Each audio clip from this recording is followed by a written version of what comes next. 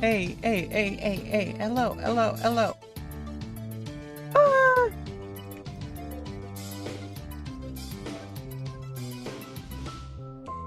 Ah! Okay, looks like anniversary servers are down right now. That sucks.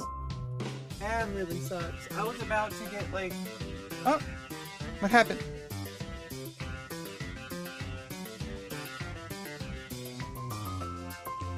Ah! What happened? What happened? Oh, okay. It was just... I bumped it. I bumped it. Okay!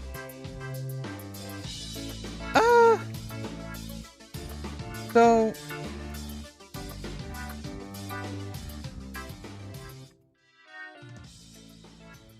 it looks like anniversary server's down right now, which sucks, because I was about ready to just log in and chill. I wasn't even thinking about streaming. But you know, like, I just decided, you know, let's just start the stream and let's talk through this, okay? We're gonna get through this. Okay. Yeah, pre-patch is coming up, like sometime in like a week or two or something like that. January 13th. Yeah, my birthday's coming up too. Turning 38. I mean 28. Okay, let's stop that bullshit. Why are people so allergic to their age? I'm like, dude, like, it's just your chronological age. Who cares? The only thing that matters is biological age, which I'm like 23 biologically. Like,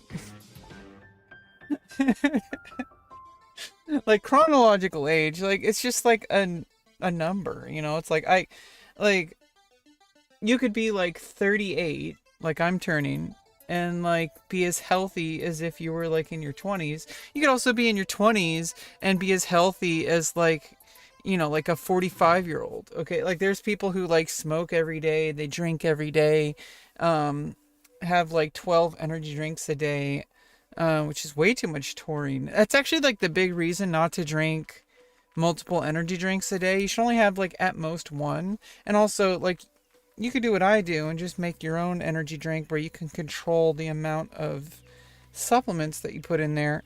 I basically put about half to even like, you know, like maybe a half to like 3/4 of a recommended dosage for all my supplements usually. Because it's like, first of all, the dosage that they put on supplements are usually much less than the actual maximum. But I also usually take half of that. Especially with taurine. Taurine you really should not be taking a lot of.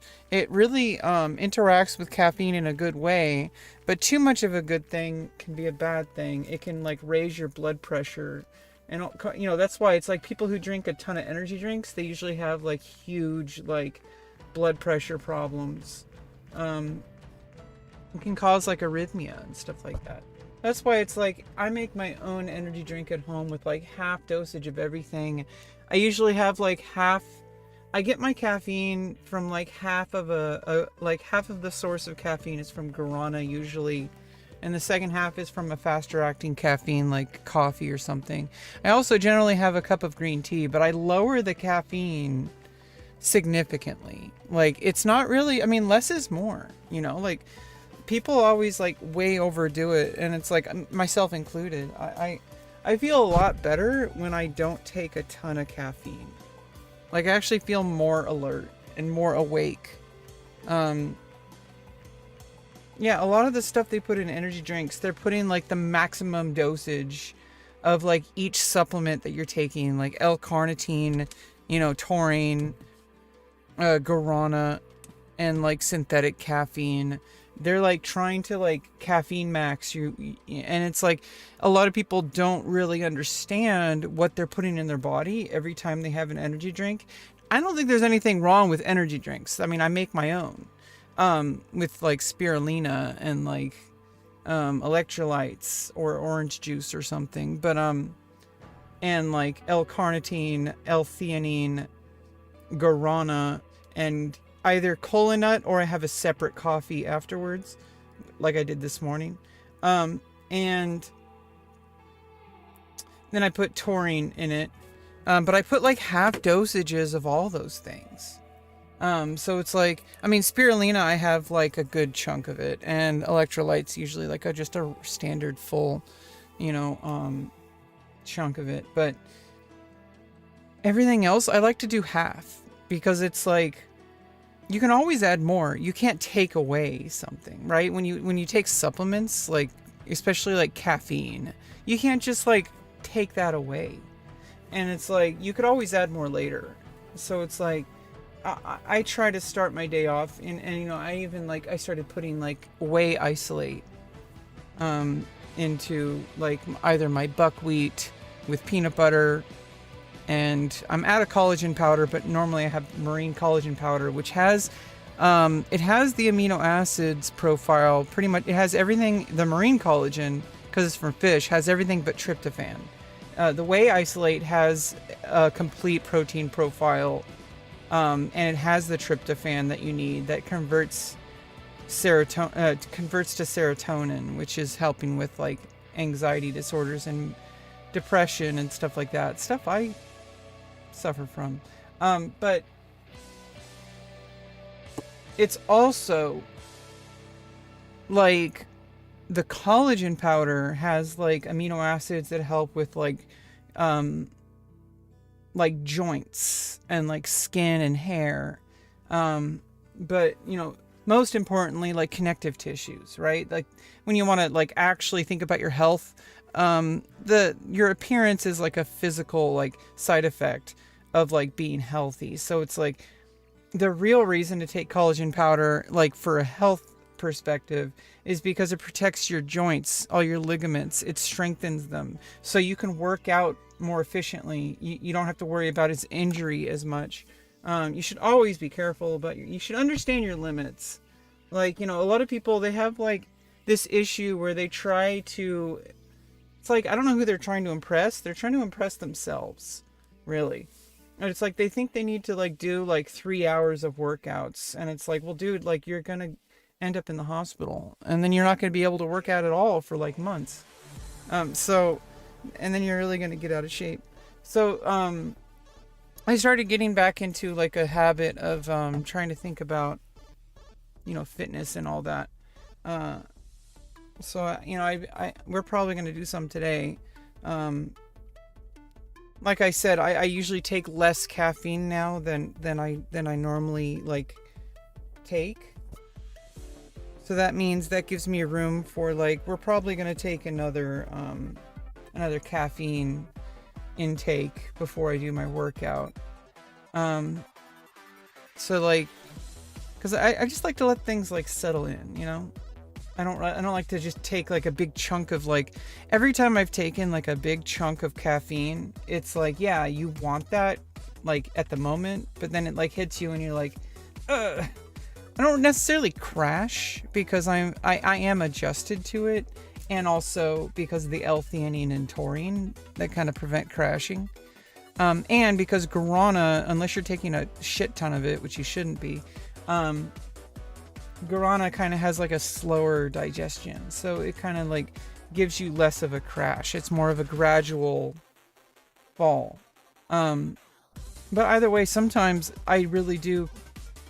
I have in the past like taken too much caffeine in the hopes that it's going to give me energy, but really all it does is it gives you the illusion of energy. And it's like, well, if you take less, your body actually picks up the slack. And it's like, it's this constant like daily adjustment. I feel like I'm kind of, maybe this is just what happens as you get older. You try to make your day perfect, and it's like, you're never actually going to get there. But I think it's like, it's important to strive towards it, but also understanding you're never going to have a perfect day. There's no such thing as a perfect routine. And once you find it, it's going to change the next day anyway. But I think a lot of people my age, particularly like approaching 40, our whole life now becomes about preventing pain and preventing injury, because as you get older, injury can have much more of a profound impact on your life. Like, you're not going to recover as much, especially as a diabetic. Like, I'm type 1 diabetic. It's harder for me to recover. So it's even more important for me to really take a just smooth glide and towards health. And I think I'm doing pretty good. Most people do not even research these things. So I did some number crunching. I'm actually in the top 1% of people as far as fitness. And now keep in mind, 1%, that encapsulates a huge variety of types of people. There's people all the way from like the best athletes in the world to people like me. Okay, like I'm not saying I'm like this Olympic athlete, okay? But comparatively to the vast majority, especially in America, like United States, which has like an insane amount of like obesity and like a lack of health education, and just a lack of people wanting to take care of their own body. That's the only thing you truly own. I mean, some people can debate that because like, oh, but doesn't the government own it? It's like, okay, whatever. You, in the end of the day, even if the government imprisoned you, you still own your body, right? People are going to take advantage of it. People are going to, poke and prod you and stuff. Even then, you can still own your own mind, right? Like that's, there's a lot of things like we should listen to people who have been through extreme situations, like people who have been like prisoners of war, people who have been like experimented on. Like those people can really tell us about like what ownership really means, because in the end of the day, the only thing you truly own is your own body and your own mind. If you don't even own your body, like because somebody is taking control of it, you still occupy it, right? And your mind, you still occupy your mind. So like people are going to do whatever they want to try to take control of you, but in the end of the day, you still own it. And you shouldn't like, it's not ideal to be in a situation where people are, controlling you, obviously, but we can survive. And I think that's important. But it's like a lot of people start to feel doom and gloom when they get to my age. They're like, oh, I'm almost 40. It's like, no, I'm not almost 40. I'm almost 38. It's another 2 years before I'm 40. And what does 40 even mean? Okay, I see people in their 50s, 60s, 70s, 80s still living and enjoying life and looking absolutely beautiful.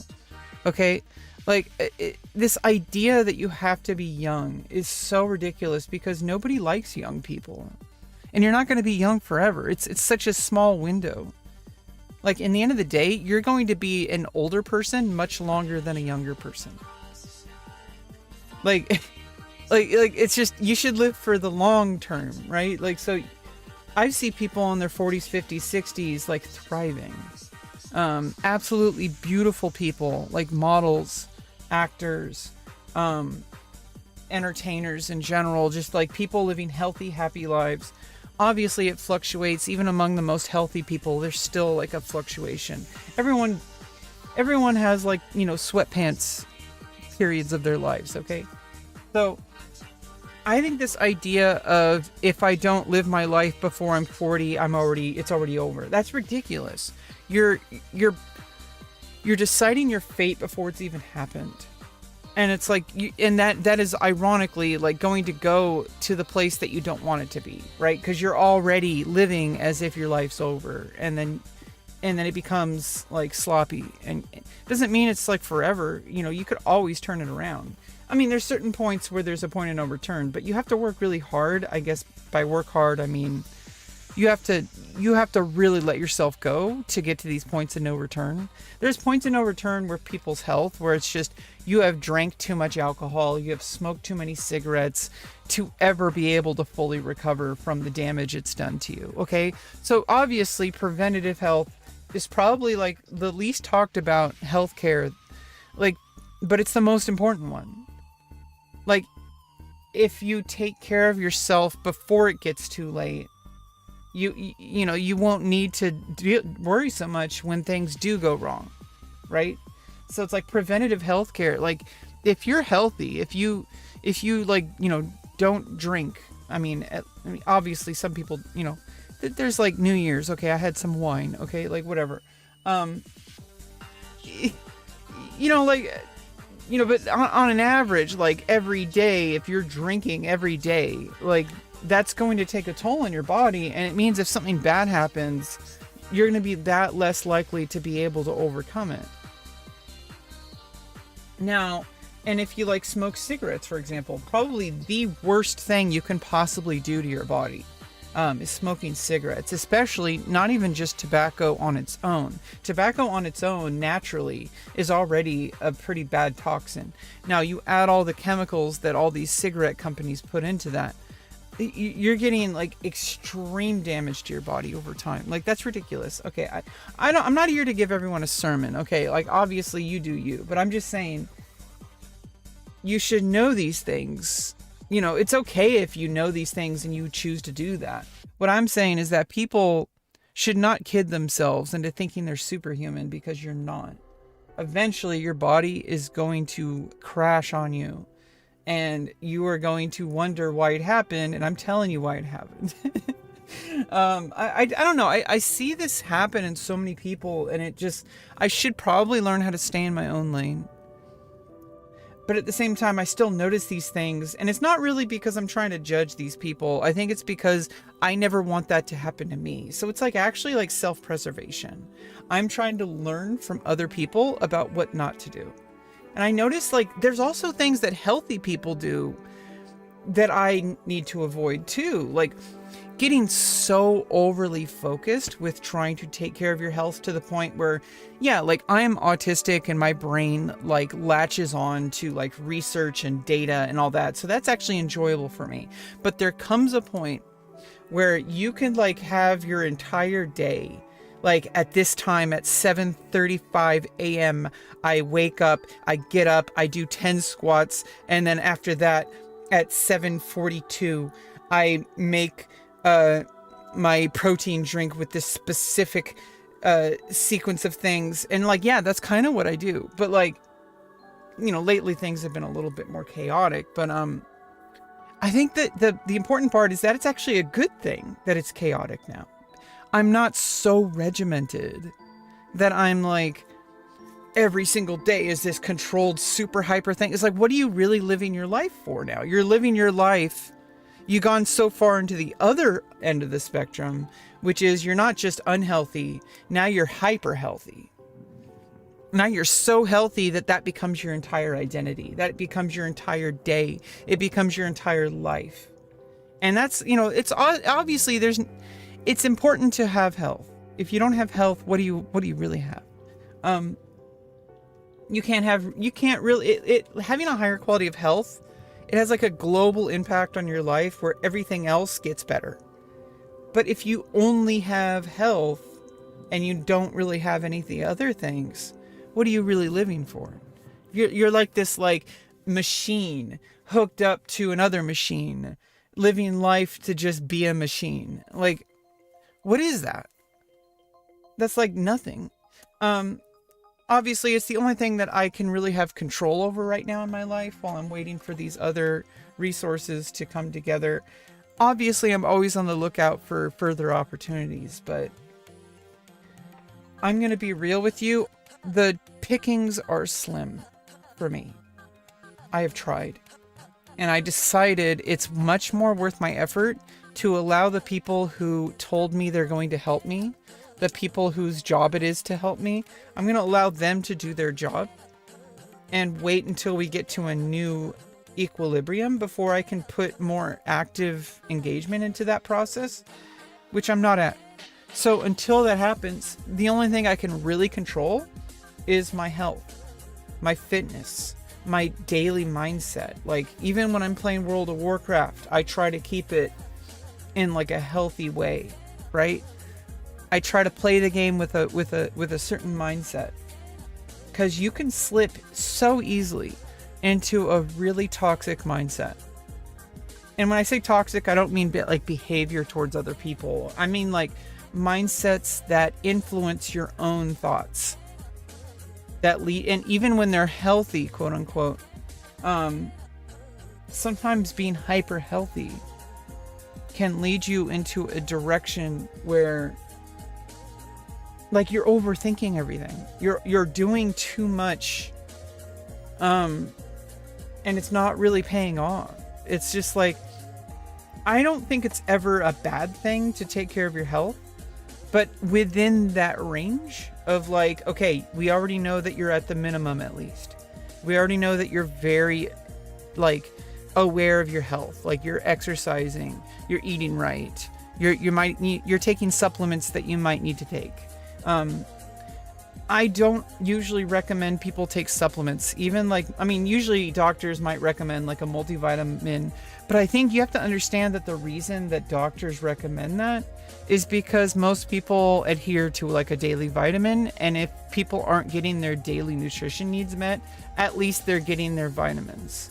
But you have to understand that that's like basic entry level health. Your doctors are only telling you that because they want you, it's more important that you have adherence than it is that you have the ideal perfect setup. Once you have basic adherence, your goal should be to get better, right? So like, how can I do better than just the bare minimum? So instead of taking a multivitamin, I'm going to eat the right food, as much from natural sources as I possibly can. Like, you know, like get protein from food. Don't always go straight to supplementation. I only take certain supplements because I have like determined that these are areas that are much easier to adhere to for me, while also minimizing the amount of supplements I take. Like for example, like vitamin D, I might need to add a vitamin D supplement. I have not historically had a vitamin D issue though, so I don't have it. You need only like, I think 5 to 10 minutes of sunlight every day. I think it's generally recommended to have like 15 minutes of sunlight. You don't want too much sunlight because that can also give you like UV radiation. Even, and also if you want to protect against UV radiation, it means you have to put like, you know, like zinc oxide or whatever. It's really uncomfortable. And also additional exposure to sun and heat and dryness will affect your appearance. It'll affect your skin. It'll add wrinkles. There's all sorts of things to think about that people don't always think about. Too much of a good thing is not always a good thing. So like people, like people like to work outdoors. I understand that, but also understand that if you are outdoors a lot and you're exposing your skin to radiation, don't complain when you look like you're 50 when you're 30. Okay? Like if you're outdoors 8 hours a day and you're not even wearing skin protection and you're like in the sun, don't some people think that that's like a badge of honor, and it's like, that's great, like, but don't complain when you look like you have, like when you have wrinkles. Like you have to understand, like people act like they're confused when these things happen. They're like, why do I look old? It's because you're out in the sun 8 hours a day. Or why am I sick? Because you smoke cigarettes every day for the past 30 years. Like what are you complaining about? You knew this would happen. Like, I don't get it. I don't get why people act surprised when things that everybody warned them about start to happen. They're like, oh, I've been drinking every day and I've been fine. Well, it's like, you're fine now, or you think you're fine. When your body starts shutting down, you start acting confused, and it's like, well, you already knew why your body is shutting down. It's because you've been drinking every day for the past 40 years, because you've been smoking cigarettes every day for the past 30, 40 years. Obviously. I don't know why people have so much issues with that. It's like they're willfully ignorant of like cause and effect. Of like, if you do these things, your body is going to fail. And like, obviously, yeah, nobody's perfect, and I'm not perfect by any stretch of the imagination. But at the very least, I think recognizing that I am a rare type of person, and I am within the top 1% of people when it comes to health and fitness. It doesn't mean I'm like this like Olympian athlete, because that's the very top. That's like the top 1% of the top 1%. Like 1%, but I'm a 1% type of person, and I need to respect that about myself because I am a fucking gladiator. Okay, I am a gladiator, and I need to start acting like it. Because the world kind of behaves, what I've noticed is the world kind of reacts to how you think about yourself.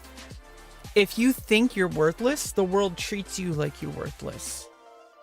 If you think that you're like really strong, the world treats you like you're really strong. Now, obviously, it's not always the case, but it's good to have that mindset, I think. I think it's really good to have that mindset of, I am a gladiator, start acting like it.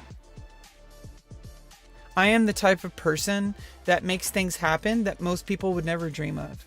I've already proven that to myself. I've already proven it. And so, like, to act like I'm not is just willful ignorance, and that's going to lead me to a path of destruction, ironically. Because even though I'm this insanely strong individual who is able to continue to get back up after so many setbacks and so many, like, most people would have given up a long time ago. And I didn't. That should say something about me. Because it may not mean that I'm like super hyper successful now, but it means that I have this ability that will make that possible. And I think that's what a lot of people don't understand about successful people, is that the bare minimum is to have that mindset. It's not going to guarantee it. It's not going to make it happen. There are so many things, and some of that is even just luck. But if you don't have that bare minimum, that luck is not going to happen. If you don't even put your name in the hat, you're not going to have your name drawn. You know, so that putting your name in the hat becomes the minimum, right? If you give up before you even started, you're going to have zero chance. So you have to at least have the bare minimum requirements of this mindset that I deserve success just as much as these people that I think I'm not good enough. Like, these people that I think are better than me, they might have better situations, they might not. You know, you never see 100% of everybody's story. But you have to understand, they achieved that success because they started from a place of trying to get there. You know, sometimes things land in your lap, but in the end of the day, some things land in people's laps and they don't do anything about it. Other people, something lands in their lap, and then from there, they do the work. So it's so hard for people who are not successful in their own opinion. Because you could be successful from other people's metrics, but you're not successful in your own. So when you're not successful, you have to ask yourself, what do these successful people have that I don't? The only real thing they have, besides, like, you know, okay, you could say, oh, they got lucky, or they know the right people. Like, well, you could get lucky. You could know the right people. How are you going to get there? Now, that's the real question, because that is, nobody knows. Because if it happens, it happens. If it doesn't happen, it's not going to happen. That doesn't mean it's never going to happen. It just means you have to find the right way there for you. And I think, like, for me, there's a certain amount of potential that I carry. And that potential can either go nowhere, or it can take me to the top of the top of the top of the top. Okay, so you could either go nowhere, or you could be at the top. You have to understand that the potential does not guarantee success, but it is required. And I know, and I have to trust myself, and I have to believe. Because when things seem the most impossible is when you need to believe in yourself the most. Because nobody is going to confirm it for you. Nobody is going to encourage you, really. You might not even encourage yourself, but you have to be there for yourself. Because just because things seem hopeless now, you have no idea what is possible. So to decide your fate now, you may as well give up. And it's like, I don't think giving up is an option. I do not want to give up on myself. I do not want to fail. I want to succeed. I want to have a better life.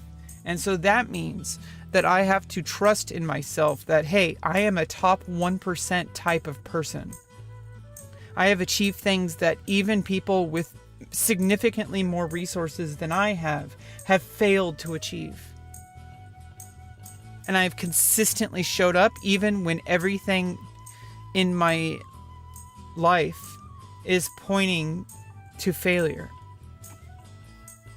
And I think that's also another part of it. The fact that I even consider my life to be that I am misinterpreting reality. That I keep thinking that I'm a failure when I have had external validation that I am the opposite of a failure. And I think it's like sometimes you have to trust in the people before you trust in yourself. And then at some point, other people are going to start giving up on you.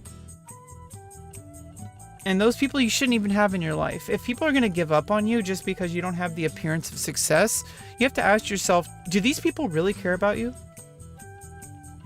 And it's like, yeah, you could feel bad, but that's what they're hoping on. They're counting on you to come back to them and have them tell you what you need to do, because you're living in their world where they gave up on themselves. They see you trying and they want you to fail so that it'll justify their own failure. Because if you succeed, it means they have no reason to be a failure, that it's all their fault. They want things to be outside of their own control. Because if you succeed where they didn't, they have no more excuse, because everything's pointing to, oh, you should give up now. You're a nobody. You don't know the right people. It's like, well, how are you supposed to know the right people if you don't even try? How are you supposed to succeed if you don't even try?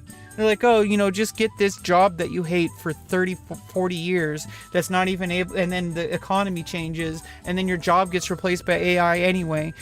And then you hate your job the whole time. And also, because you have specific disabilities, you're not even able to work that job in the first place, so that was never an option. But because they were able to do it somehow, and because they forced themselves, and it's working out, quote unquote, because they, after work every day, they get plastered drunk while watching TV for 8 hours, and then they go to bed drunk because it's the only thing that helps them sleep. But it's not, because they're stupid. They think that alcohol helps them sleep. It puts you to sleep, but it doesn't. You get less rest. I don't understand why people do not understand basic science. I don't understand. But these people numb themselves for decades, thinking that they're okay, and they're not, because it's going to come crashing down. One day they're not going to be able to work anymore. Now they're not going to have enough money to even survive. They're going to fall apart because they didn't take care of themselves, and then nobody's going to be there to take care of them, because nobody else in their life, everyone followed their advice and just get a job. It's like, okay, but not everybody's able to fulfill that. Okay, some people are disabled. Okay, some people need a different path in life because their brain works differently. They have a different circumstance than you. And it's like, oh, but everybody else does it. It's like, yeah, but everybody else, I see them shut down in their 50s and 60s. I don't want to be like that. Why would I do the same thing that they did if I already know where that goes? Like, it doesn't make any sense. They're like, oh, but you got to do what you got to do. Well, then that's true. I got to do what I got to do. I'm not going to follow your metric of success, because your metric of success to me is not success at all, but a complete failure. And so like it's hard, and I don't know really how I'm going to make it, but I know that I have to try, because I have seen other people do it. And that doesn't mean that it's a guarantee, but what it does mean is that it's possible, and that I am the type of person that is most likely to make it possible. Because I keep putting my foot back on like the arena, right? I'm the type of person that won't stay down. I'm the kind of person that will keep trying and keep looking for new things to do, and also trust in the processes that look like they're failing now, but if you do them over time, they start to really show themselves. Like, they may not show themselves right away, but over time, like, all that effort starts to make sense. Like, it starts to show itself, like, later on. And it's like, you can't always see it right away. And you have to just, that's what belief is. That's what trust is. That's what faith is. When something is not obvious and you do it anyway, because you trust in the process that if I am going to make this happen, these are the things I need to do. And I have seen it work for other people. And it may not be like always like extremely glamorous or whatever, but I don't even know what that means. Like, what is like the ideal life? Nobody knows. I don't think there is such a thing. I think the only thing that really matters is you just do whatever you can to make your life the best it can, and you just kind of like get to a place where you can try to maintain that, and then obviously I'm the kind of person that's always going to shoot for more. And as long as I maintain that mentality, I will find what I'm looking for. And I don't know what it looks like, but I will find it. And people are going to be mad because they see me as I am now. And they see that I'm not earning money outside of like my disability stuff. They see that I'm not successful. They see that you're only streaming to 2 people. Like, you streaming to 1 viewer. Like, you're not seeing the big picture. I'm not, like, streaming is just like one of the things I do. Like, you're not looking at the big picture. These people, they do not think correctly. When they look at me, they see all this stuff that looks like a failure. But all that has to happen is a switch where if I was suddenly making money, if I was suddenly like, if you change the circumstances and you say, oh, then they're like, oh, well, you got lucky. And it's like, no, it's because I showed up and I had faith in myself and you didn't. Why should I even see this person as somebody who cares about me? If when you see me as a quote unquote failure, if I'm at my worst and you're not even supportive of my vision, then when my vision becomes a reality, then they start coming towards you and saying, oh, I believed in you all along. No, you didn't. Because the only person who believes in me now is like my team and myself. And honestly, I think my team believes in me much more than I do. Sometimes you need that because I didn't get it from other people. I didn't get it from the people in my life growing up. I got control. I got people telling me what I need to do and that what I was doing was wrong, that I was living a fantasy. It's only a fantasy until it's a reality. Don't you understand? Like, people are so hard to convince and you should stop trying. Because as soon as you stop trying, you're going to have much more energy to actually make it happen. And it's like, I'm not saying that like everything's going to be like easy or that it's going to be guaranteed. What I'm just trying to say is that I can't live my life any other way. I've tried to do it their way. I failed miserably, and they keep wanting me to try to do the same thing, expecting a different result. That's insanity. Why would I do the same thing that I know doesn't work? Because they think it should work. They think that it's a character flaw. They think I'm choosing to be this way, that I'm choosing to be disabled, that I'm choosing to be autistic, that I'm choosing to have this like series of mental illnesses. The only reason I have these mental illnesses are because of people like them. They're making me disabled by not allowing me to thrive in the way that I can thrive. And so I have an uphill battle because most people in life are the same exact way. And I know that. And so I can't fight it. But what I can do is prove those people wrong about me. And then they're going to be left behind. Okay? I mean, yes, I'm going to do what I can to, like, help people, but I cannot focus on anyone but my own self because that's survival. Okay? If I take care of other people, how am I supposed to take care of myself? And I think once you stop caring what other people think about you and how you succeed, like that's when you can start actually succeeding and start being happy about who you are. And it's like, I think most people do not understand this concept, which puts me in the top 1% of people, which gives me the opportunity to become the top 1% of successful people, the top 1% of the top 1%. And, you know, I don't know what that looks like. I have a goal. I want to be a model. I want to be an actress. I want to succeed. Okay, I have skills that are mostly unrecognized. Most people think my skills don't matter. They do, because they matter where they matter, right? So I just need to find those places where I thrive. And the finding is the hard part. But the thing is like, if I find it, it'll work. Like I don't understand like how people can see that as a failure, when I'm doing everything I can to get to a place of success. When these people just judge me from a distance. They don't even live my life. They don't even know what I'm dealing with. And yet they want me to fit this metric that they were brainwashed into thinking is the only path forward.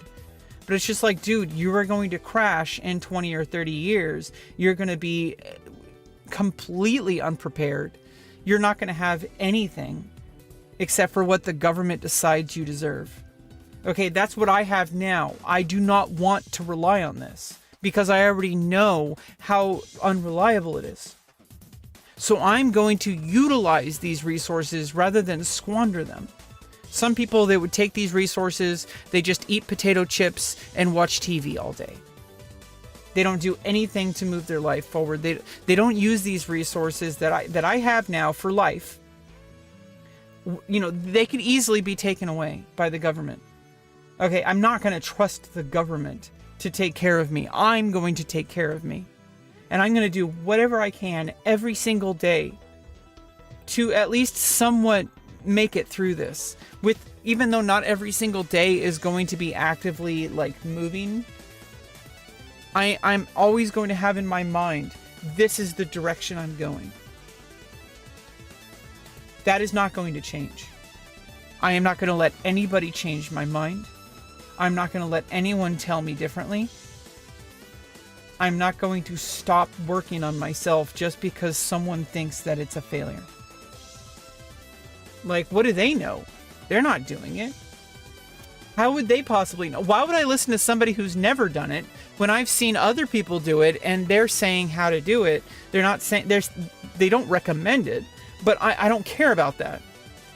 I'm going to do it anyway. So I may as well listen to the people who have succeeded. People say, oh, it's survivorship bias. Would you rather listen to people who have zero idea of what they're talking about because they've never done it? Or would you listen to the people who've actually done it?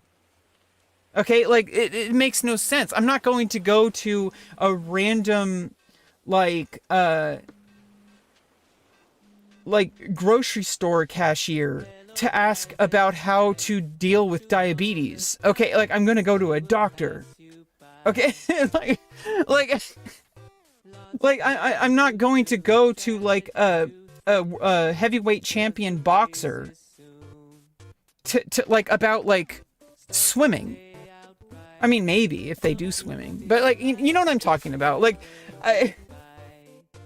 I'm not going to listen to the people who have zero idea of what they're talking about just because they gave up and they don't want to see, oh, I don't want to see that happen to you. I don't want to see you get upset when you fail. Well, fuck you. Because I am not going to give up and you're trying to make me give up. And instead of supporting me, you're trying to tear me down. That was what I was dealing with when I was growing up. People who were not supporting me, who were trying to tear me down, who were trying to, tell me all the rules that society has, that they decided were the rules instead of actually looking at reality. They say, oh, this is what I think the world is. And so therefore, that's the only way the world is. No, that's the way you decided it was. That's your own observation. It's already imperfect. It's wrong inherently because nobody knows nobody knows everything. Okay, so like, how can you possibly know what is going to work for me when you haven't even done what I've done? Or you haven't, first of all, you haven't even done what I've achieved in the first place, which I've achieved way more than these other people who have done nothing. They gave up on like day 5. And like, I look at the people who've actually succeeded and who are making like extreme success, like financial career success. And I look at what they're doing and I'm trying to learn from them. Like, and it's hard because you can't see everything. You see, there's a lot of stuff behind the scenes. You can't possibly know everything. But I can at least try to learn from the people who have succeeded. And they say, oh, but that's survivorship bias. Why would I learn from somebody who's never done it when my goal is to do it? I would learn from somebody who's done it already. It's as easy as that. And I don't understand. And the thing is when I'm successful, these people are going to be all confused. They're gonna act like they were there for me. These people are going to act like they're my friend. They are not. I'm alone. And I think I had to accept that. But I'm not alone. That's also another thing I have to accept. Because I have new people in my life now. I have people who are supportive of my goals. I have people who aren't going to hold me back, at the very least. And I think a lot of that is because I allowed that to happen. I allowed these people out of my life, the people who were holding me back. Even if I still like associate with people, but I'm just saying like internally. Like, I don't allow these people to dictate my thoughts anymore. It's an internal revolution. It has nothing to do with yeah, some people you're just going to cut out of your life entirely, but sometimes it's a quiet dismissal. You still might even associate with them and talk with them and work with them. But you don't have to live by their values. You don't have to live by their rules. Because it's not even working for them. Why would you do the same thing they did when it's not even working for them? They're miserable. They pretend like they're okay. They're getting drunk every day, or every weekend at least. They're going out and partying. They're playing video games for like their entire day when they're not working. They're not moving their life forward in any direction that they truly want. They gave up on those because it didn't make them money. And I understand that. But you're not looking at the big picture. If you can't survive 20 years from now on what you're doing now, then you shouldn't do it. Because you're going to be even less capable of taking care of yourself as you get older. Why would you do something that you're not going to be able to maintain 20, 30 years from now? They don't think. They start this mindset when they're 18, 19, 20. They're like, hey, I'm doing great. I have this really nice paying job. Look, I'm doing great. Well, fast forward 20, 30 years from now. Are you still able to perform at that level that you did when you were 18? Good, you speak your mind. Yeah, thanks, Kegels. Yeah, no, it's like I saw this as young as 12 years old. Actually, younger. Probably. I think I saw this. I'm turning 38 soon. I saw this happen to people, adults, when I was like 11 or 12. That I saw people thinking that they were okay. And then I saw the same people who did the same. Like, they would even communicate with people who had already done what they're about to do. And they're at the end of their career. They're like not able to work anymore. Their body barely functions. They're drinking or smoking cigarettes and their body is like absolutely unable to function. And they're laughing about it like that's just normal. And they're unable to work, so they're relying on their children to take care of them. But what if your children don't have the financial ability to take care of you? You're going to rely on the government? Like the most unreliable thing you can possibly rely on? It doesn't make any sense to me. These people do not think straight. I noticed that when I was like 11 or 12 years old. They think so short term.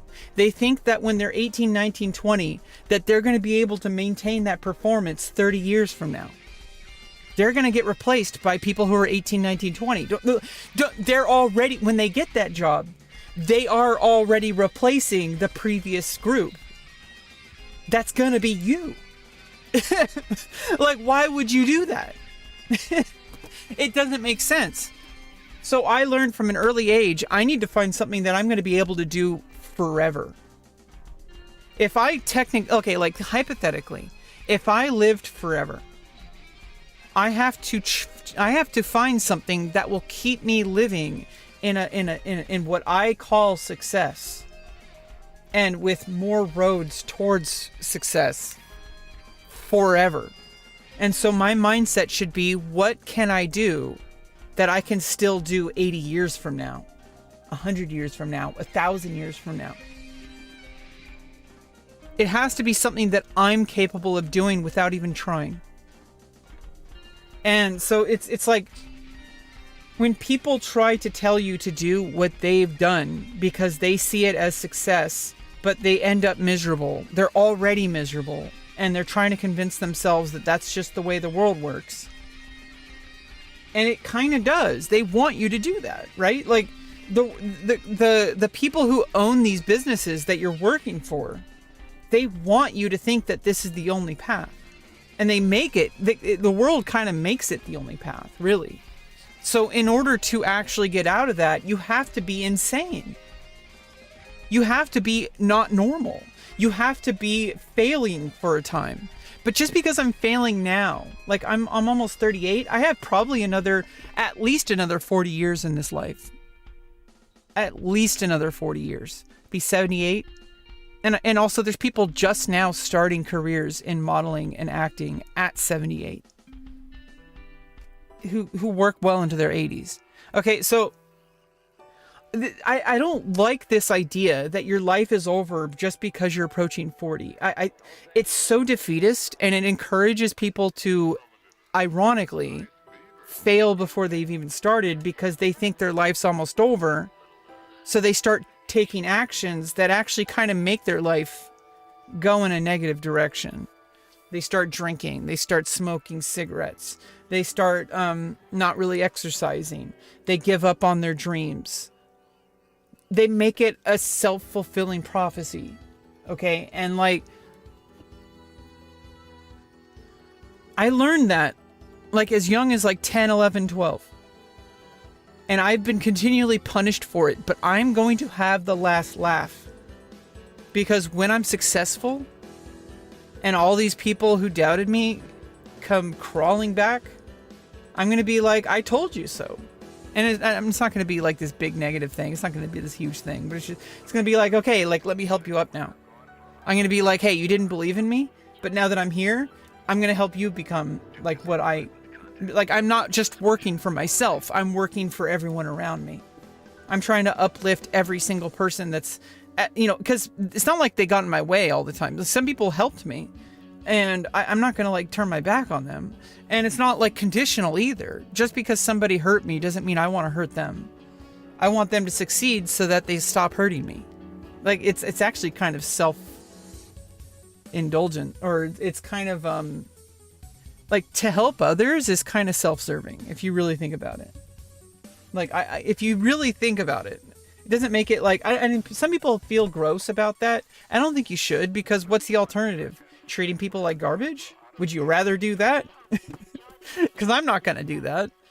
I would rather do things that help people, because that ultimately helps me. And when it ultimately helps me, they should understand the reality that if it helps me, it also helps them. Like, so if people are smart, they don't see it as a selfish thing. They see it as a good thing. Like, when you help each other, when you help yourself, and then you help others, it's actually helping yourself. And, like, receiving that help is also helping them, which they're going to get better, and it's going to help me. So it's, like, mutual, right? Like, so... I have no idea how I'm going to make my life and career work. Okay? I'm already well on my way, though. And it's probably not really going to take effect on social media for a while, but, like, I know the trajectory. I know, like, obviously things can always change, but in the end of the day, the little teeny tiny details might change, sometimes even daily. But the big picture is that I am a person who has extreme talent, who is being underutilized, who is just looking for opportunities. And those are these two things you can train that I've already trained, and they could always get better, and they still need to. But these two things, a lot of people don't even have these. The only thing I'm missing is this third thing, which are opportunities. Which those things can happen. I can't, at least I have these two things. I'm extremely talented. I'm being underutilized, but like that can change, right? The third thing, the opportunities. The second thing is that I never give up on myself. I keep getting back up. Those two things are hard. I've already done those things, and I continue to do those things in the way that I approach life. So if I trust in that, in myself, and I just surround myself with people that can give me this third thing, then these two things are going to thrive. Because even with just this third thing, right, the opportunities, these things can always come later. So you don't even need these two things. You just need this third thing. But with these other two things, I'm more likely to get the third thing, right? So I'm going to keep working on my talents. I'm going to keep working on what my skills are, which are multifaceted. I'm not just one thing. I'm not just attractive. I don't, I have a lot of potential as model. I lack certain resources and skills. Like for example, lighting is, especially in this environment, is not really my best skill. Angles, like using camera work is not my best. Okay. Some people would say that I'm doing a pretty good job, and I'm not getting myself enough credit, but I'm just doing the bare minimum for what is possible to just show up, because in the end of the day, showing up is the only thing that truly matters. You can always raise quality later. You could always get coached. The only thing that truly matters is showing up, because if you don't show up, you're not going to find opportunities.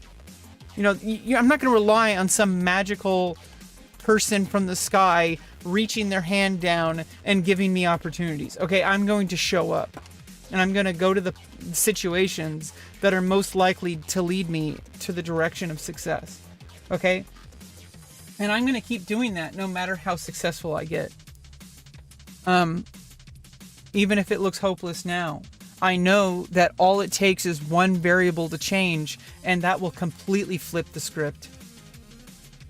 Like, all it takes is one thing to change, which is I need opportunities. Exposure, like work, like I need like more agency, right? Like I need like management. I need like an agent. I need somebody to find me opportunities. And at first I need to be that agent, right? I need to be my own agent. And in order to even get those opportunities to happen, I have to show up. And I think what people don't fully understand about me is that, like, I can see the future in ways that most people refuse to see, because they don't want to hold on to hope, because they're not willing to put up with the years of depression and uncertainty that I've been putting up with. But I've been putting up with that my whole entire life. That's also another superpower. That's one of my skills. Is I am already uniquely situated as a person who has been completely, like what other people would say, hopeless, not in control, in chaotic environments, in toxic environments, with uncertainty, relying on other people to do the work that I'm unable to even do, like even if I wanted to. Because you have to have opportunities in order for those things to happen. If people deny you the opportunities, you're not going to be able to do it no matter how hard you try, right? So, like, that's why things are the way they are right now. Like, I'm able to show up, but, like, I'm doing better over time. Like with my YouTube shorts, especially, like, I'm able to get like 1,000 views. I wasn't able to get 1,000 views a couple of years ago. Okay. Now I get them routinely. Okay. It doesn't really mean much from like a monetization standpoint or even like a fame standpoint. But what it tells me is that I am going in the right direction. I have earned money. Okay. Online, which is notoriously known as a place where most people fail. I have already succeeded. I have not succeeded consistently. That's a thing that can change. But I already know that the baseline is I am the kind of person who is able to succeed. And I need to operate on that reality. Because the situation can change in a blink of an eye, okay? All it takes is one person who has the resources and the opportunities to believe in me and to allow me to do that for things to change drastically. I'm not going to count on that, but I'm just saying, like, eventually I will get to a place where somebody is going to fulfill some level of that role. Somebody who's like a photographer that I connect with. And, you know, I'll probably pay them. I definitely will pay them. To get a professional portfolio together. So that I can send them out to agencies. A modeling portfolio, okay? I'm starting a job soon as a model for the college, you know, doing, life drawing. That with no experience required. This is literally how you build experience. Is you go out and you do the thing. And so, like, I'm literally going to be getting paid to be a model. Don't you understand? Like, people don't see the big picture. They say, oh, well, how much money are you earning? How much money are you earning? It's like, well, how much money are you going to be earning 30 years from now when you can't show up to work anymore because you already can barely show up to work without getting yourself blasted drunk every day?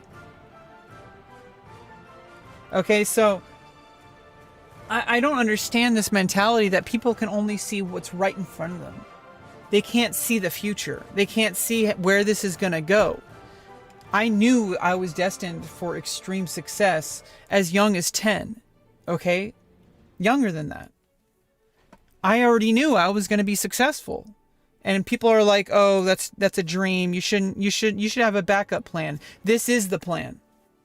If you have a backup plan, you've already set yourself up for failure.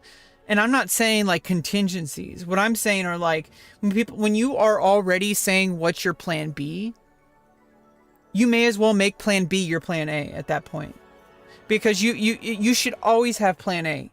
And you should have backups in the sense of like, okay, well, what am I going to do to make this happen? Your goal should always be to me making that happen, though. Otherwise, it shouldn't be your plan. If you're not willing to continually show up to something every single day for your entire life, like, what, you know, obviously, you know, you can get there. You don't get there from day one. Like, I've been working my entire life fighting against people instead of like accepting that I am different. What worked for them, quote unquote, which is, you know, it's debatable on whether it's working for them or not, but let's assume it does. What works for them is not going to work for me. It never has. It has historically never worked. It has historically led me to failure, isolation, depression. Every single thing that people think I should be has historically failed. So I would be literally out of my mind if I continued to do the things they want me to be, because I already know it fails. So why would I knowingly do something that I know fails? It doesn't make sense. They want me to change who I fundamentally am as a human being, to go against everything that comes naturally to me, everything that I'm good at. They want me to go in the complete opposite direction. Those people I stopped caring about years ago. It's still really hard because they're so loud. They're always trying to get into your head. And then I think I realized over time that it's because they do not want to see you succeed, because if you succeed where they didn't, it gives them zero excuses for why they didn't succeed. And they don't want to face that reality. And as soon as I figured that out, like, I just stopped, I stopped feeling that pressure. I stopped feeling that need to fit other people's worldview. I'm starting to be awakened. Okay? And it looks easy to say that I am delusional and that I am like a loser. based on my material reality as it is right now, as far as my career goes. But like all you have to change are like 1 or 2 variables, and that flips the entire script. Okay, people only believe it when they see it. And that includes myself. But you're not going to see it if you don't keep at it. Okay? Yeah, it's just like World of Warcraft. Like if you don't show up to the game, you're not going to get max level. Okay? Like you know, but first of all, Blizzard's going to have to like let us log in. Okay, anniversary's back. Nice. Nice, we're back. Okay, cool. Yeah, I tried logging in this morning and anniversary servers were down. So I don't know what was going on with that, but here we are now. Level 58. I got 58 off stream, I believe.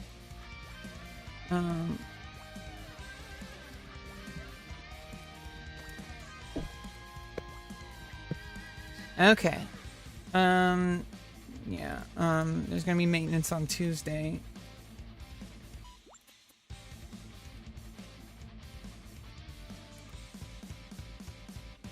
Okay, let's just vendor this shit.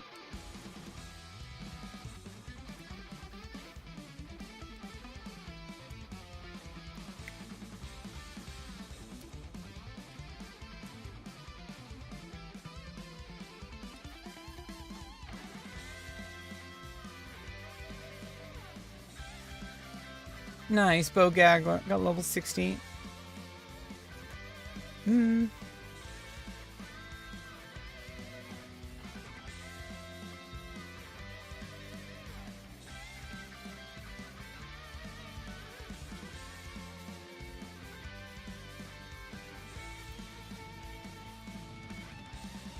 Let's just all vendor this. Okay,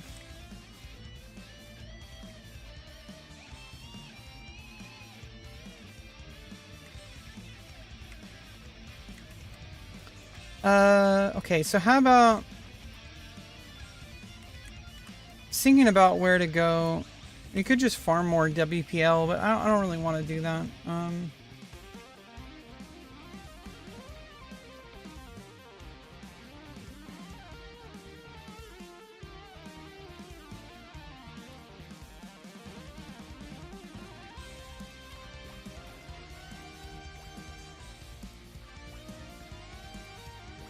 I was thinking winter spring actually. Some good skinning there. And quests. We gotta do all the quests in winter spring.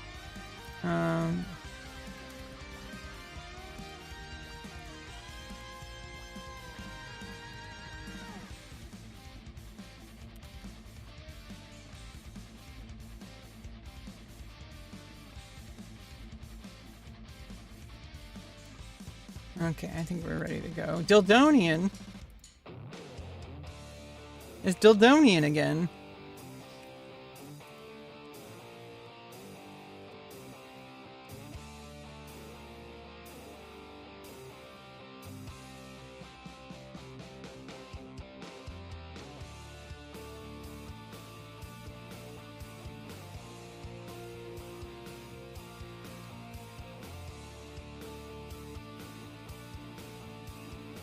Okay.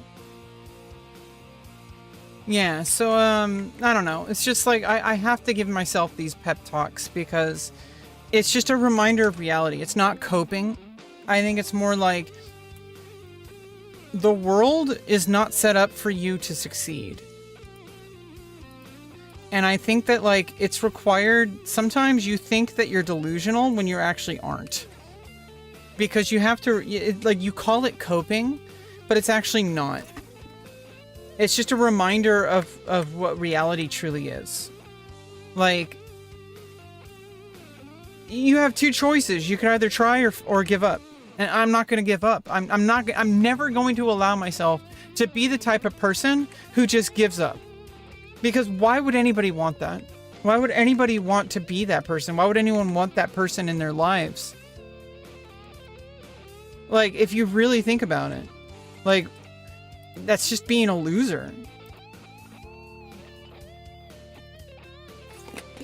I would rather try and fail than not even try at all.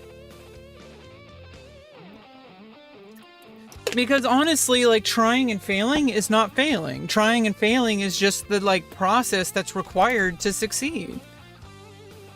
You learn as you go. You don't start from a place of success. People are like, oh, you should give up because you tried for like 2 weeks and it didn't work out. They're like, oh, why are you trying to succeed? Look, nobody likes you. You're not even like famous or anything. It's like, why is being famous from day one your metric for success? Okay, how do you think people get famous? Okay, they have to succeed somewhere. Like, you don't just get famous by like going live on Twitch. Okay, like you have to actually succeed and be known by people. Like, it's like people do not see the entire picture. And it's like, I've had people in my life say, oh, I see streaming as a success metric for me because the fact that I'm showing up and documenting my process and continually reinforcing, things that work and workshopping things that don't in a space that feels comfortable for me, that feels like right for me, with my live stream. This is my method of getting to where I need to be. Not in the way that people might think that I'm trying to do it for. Because a lot of people, they see what I'm doing and they think this is what I'm trying to do. They think I'm trying to grow as a streamer. Or they might think that. And it's like, no, I see like a much bigger playing field than you might see. Okay, I see like the whole chessboard. Okay, you're just looking at like one part of the chessboard and I'm seeing like the whole game. Like I think it's hard for people to see that because when they can't see everything, it's hard for them to know that you see things differently.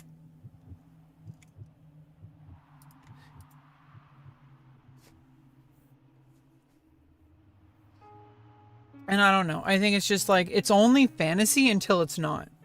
It's only failure until it's not. And then when it starts to succeed, people are going to come out of the woodwork and they're going to be like, I believed in you all along. I believed in...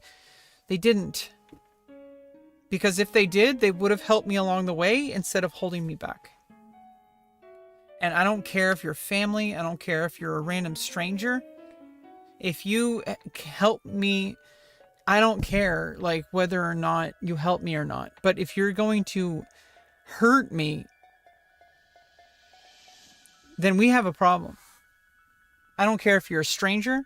I don't care if you're family that I've known my whole life. If you hurt me, we're going to have a problem.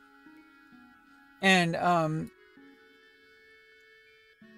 getting all these people out of my mind is on me. Like, yeah, I could ask people to change or whatever, but... I'm not going to expect other people to match my needs, okay? It's an internal revolution. Where you have to understand that there are going to be so many people who think they know everything you don't. And they're going to act like it. They're going to act with confidence. And it's going to come across as knowledge. But they're really just as stupid as you are. If not even stupider. Because they see somebody who is extremely talented, who's extremely passionate, who is extremely intelligent, who is continuing to show up, and they think that person is a failure. It couldn't be further from the truth. I am an amazing human being. I am a gladiator. I'm going to start acting like one.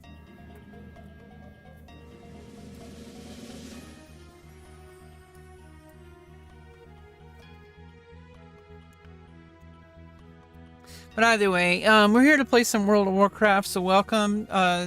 Burning Crusade pre-patch is coming out January 13th, so we're trying to hit level 60 as a personal challenge. Okay, I want to hit level 60 in Vanilla Era without having to make a new character on Vanilla Era. Like, I want to get there before the pre-patch. So I am going to be doing whatever I can every day to make some progress towards level 60 until the Burning Crusade pre-patch. I don't think it's going to be that hard. I think just doing some quests, hubs, seems to be a bunch of quests here in Winter Spring. I think there's also something there's like some quests in Azara. We're a little bit.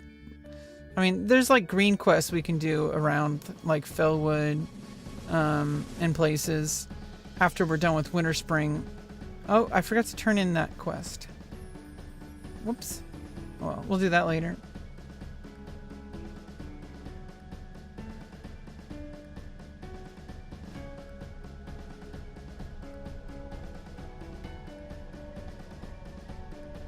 Yeah, it's a quest. That's a quest line anyway. So it's okay. We'll get that later. Right now we're just gonna clear out Winter Spring. There's a bunch of quests here.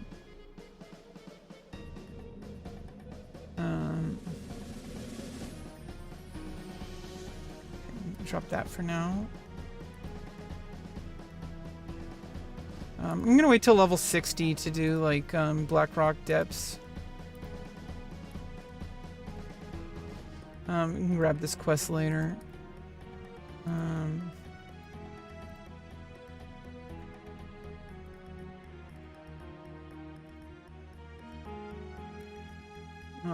I should probably try to do this at some point.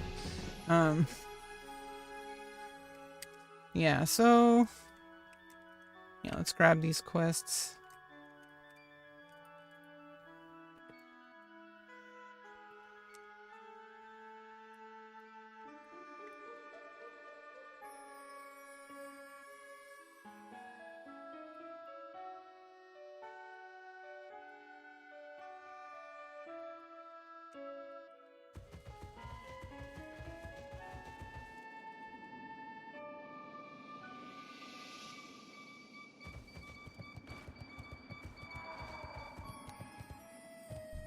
Okay, trouble in Winter Spring.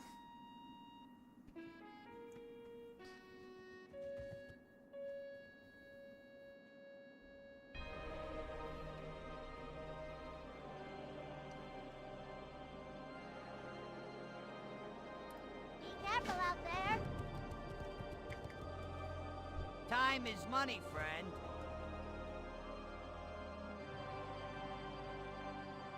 Keep it real. What can I do for you?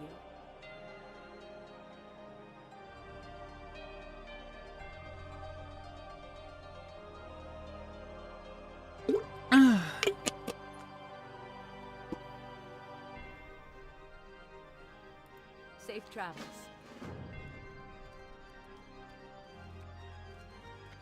Okay, wait. Is there something on the roof? No.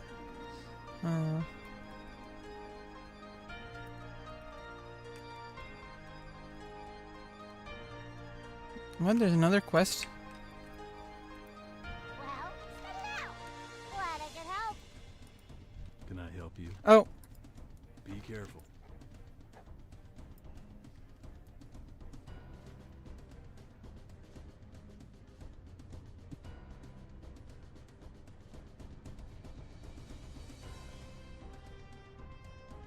See you around.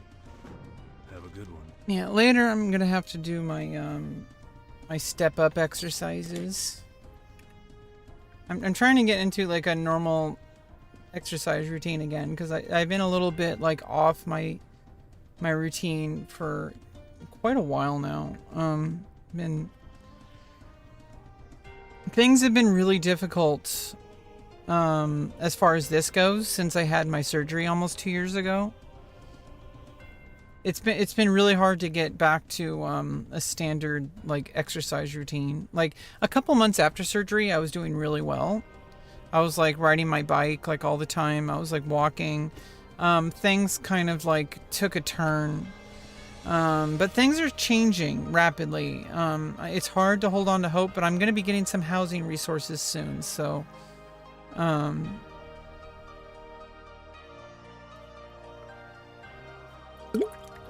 As soon as I move out of this trailer, things are going to start looking up for me. I know it's hard to see that as anything but cope, but it's true. And everybody on my team believes in me. They believe it's to be true. And they've done this before for people. So it's like they've seen the pattern and they think that I am the absolute, like, perfect candidate for their program. They need me to believe in myself because they already know I'm going to succeed in their program. So I need to trust them because they're the ones who've done this before. I'm not. I'm the one who's trying to trust in them. So that's my job. My job is to learn how to trust in this process. And so I need to learn that. And so that's my primary goal. Is learn how to trust this process from people who are professionals, people who work with people who are much less equipped than me and still help them succeed. I am absolutely at the top of what the perfect level of person to succeed in their minds. So I need to trust my mentors. That's what mentors are for. They believe in you when you can't. And it's not a failure. It's not a weakness. You need that because you're inevitably not going to believe in yourself because you have no real evidence to say you can succeed. That's why you need an outside source, because an outside source can see you much more objectively. They can see your success way clearer than you can because they're not inside of you. That's what a mentor is.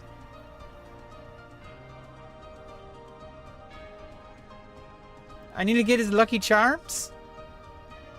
Spirits be with you. Or her Lucky Charms. Be good. It's hard to always tell because I'm all zoomed out. It's hard to tell what the NPCs even look like. I just I'm just clicking on NPCs, whatever that NPC might be. What is that, a goblin? No, it's a troll. Time is money, friend. Have a good one.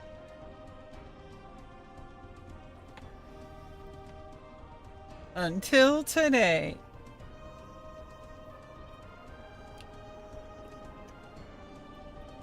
Mechanical Yeti?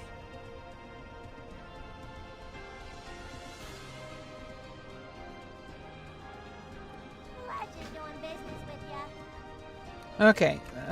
So now let's create a plan. I think just doing the Yetis first.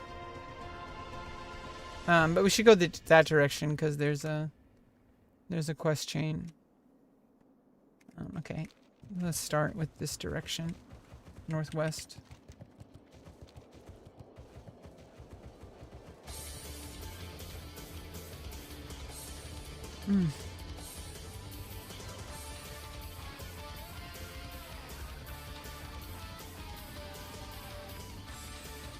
Okay, let's get my weapon sharpened.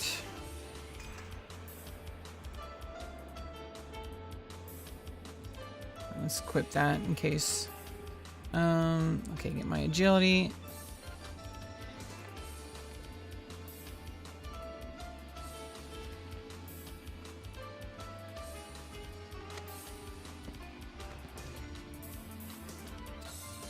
Get my strength.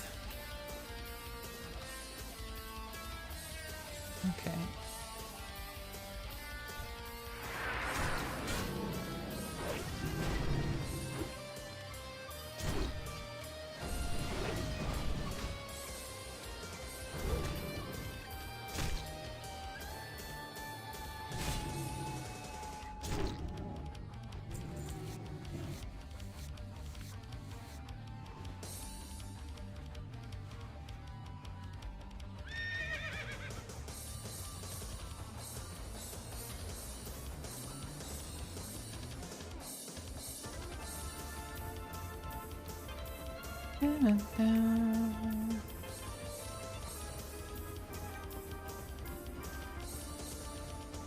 Yeah, I mean, that's really what keeps me going is I can already see the pattern where other people can't. And I saw it as a child. And so I'm yeah, I suffered the consequences of understanding reality and not succumbing to defeat, because there is a cost. There's a cost to pursuing success. Even though everything points to failure in the moment, there's a cost that comes to that. Socially, personally, like economically, like I have suffered. But, you know, I'm not going to suffer forever because I've seen the pattern. I have a cycle of success, and I need to trust in that.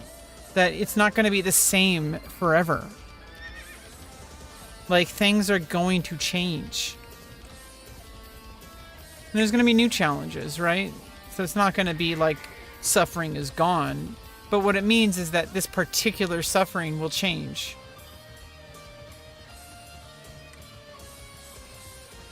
And I think it's just like, you know, it's just like World of Warcraft. If you show up, you kill monsters, you turn in quests, you eventually level to max level. And I think it's so easy to like dismiss that and say, oh, but that's nothing like real life. That really is how life works in its own way, in its own capacity, with its own specifics, obviously. But if you just keep showing up and doing the work, things work out. Because how are they not?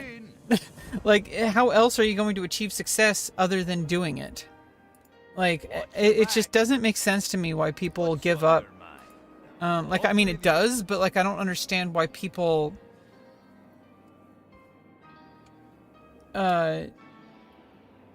like, don't understand that what they are doing is giving up. Like, if you're going to give up, at least accept that you that you have an alternative. They think that there's no alternative. And it's like, well, no.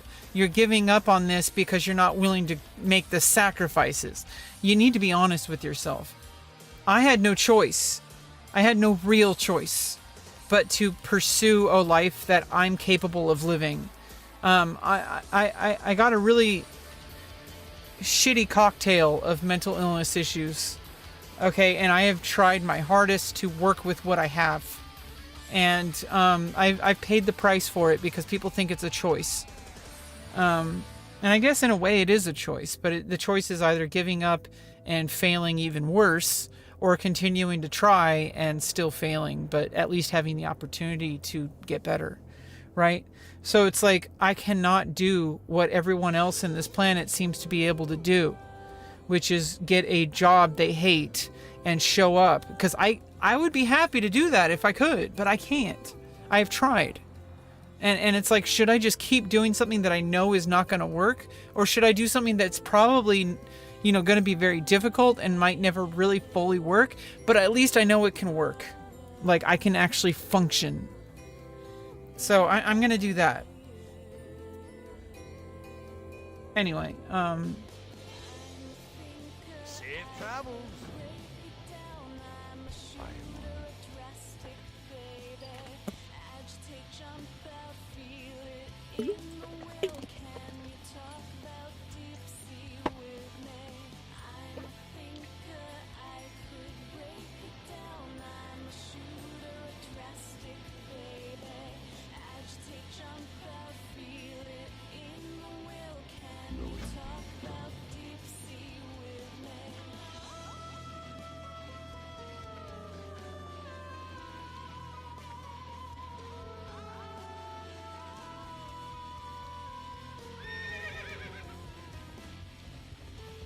oh, oops.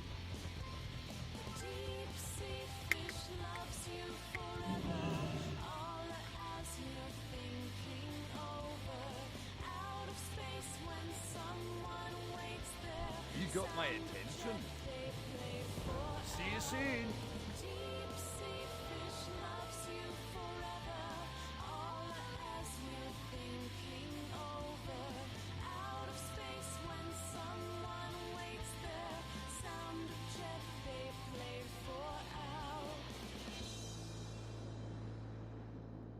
Watch your back.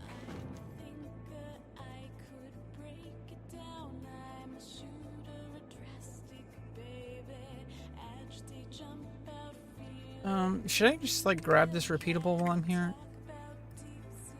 Probably.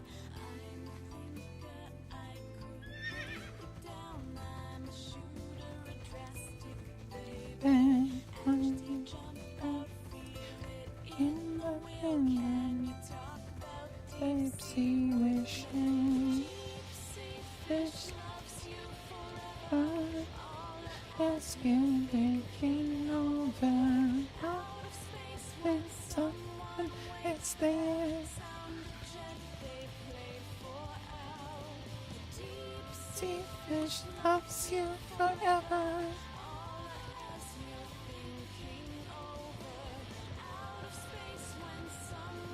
Yeah, it's just I don't know. I don't really know what's going on, you know. This life we live. It's like, you know, but we don't really have a choice but to keep showing up, you know. I mean, obviously there's always a choice, but I don't want to take the alternative. So there's really no choice. And nobody really knows what's going on. Hi, Rebecca. Hey, what's up, Mitz? How you doing, Mitz? So like, oh, I got in combat. Oop. Oh, for a second I thought it was a rogue. Okay. Okay, so this area is probably a little bit too high level for us before we can do these repeatables.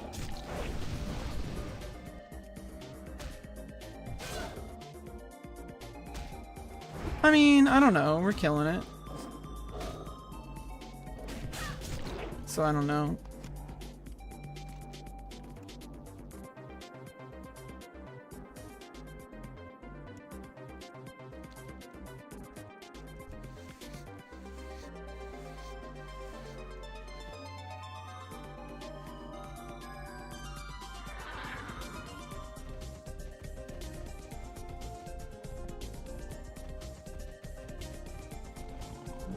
Oh shit.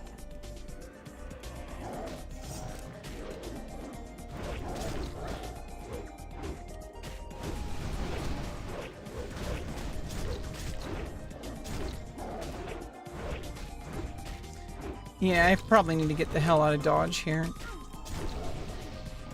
Wait till level 60 to do these repeatables.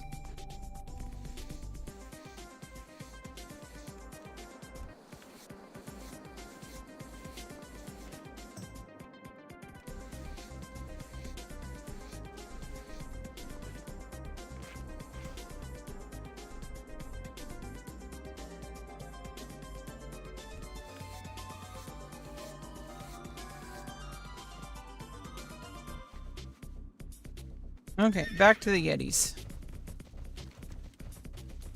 Oh. I may as well grab the quest, right? No.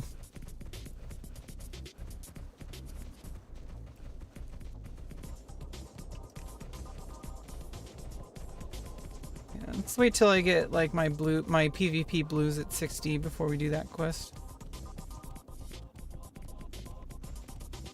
Oh, I need to do PvP. We need to do battlegrounds. I need to get the next rank.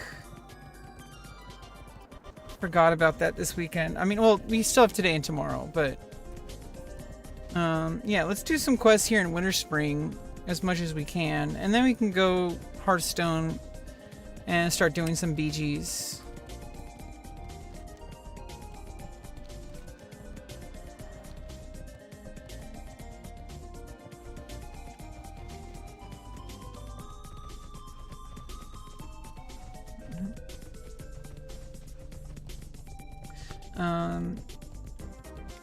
I gotta start thinking about when I've been live for an hour and a half. I need to make breakfast at some point. I already had like my mini breakfast, like some whey protein isolate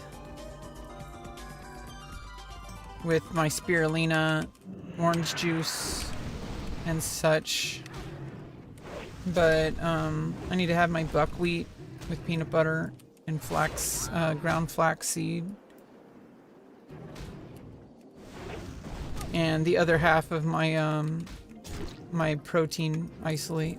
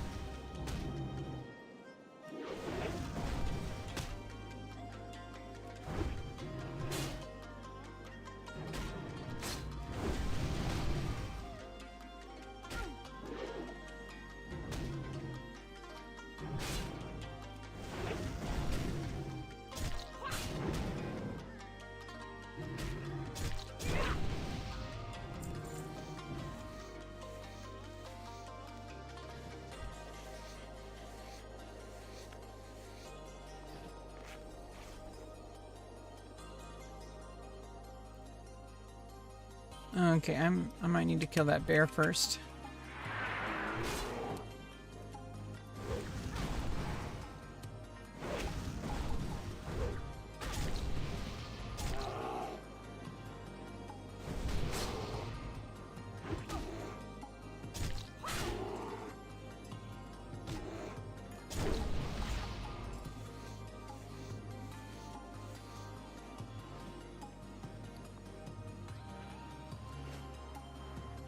What did you listen to in high school music? Just curious. Closing parenthesis. I listened to a lot of like Japanese music in high school. I listened to like anime soundtracks, but I also listened to like Japanese artists like Utada Hikaru and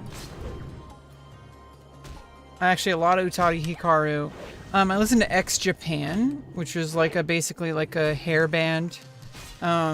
Like kind of like Kiss. They were heavily inspired by Kiss.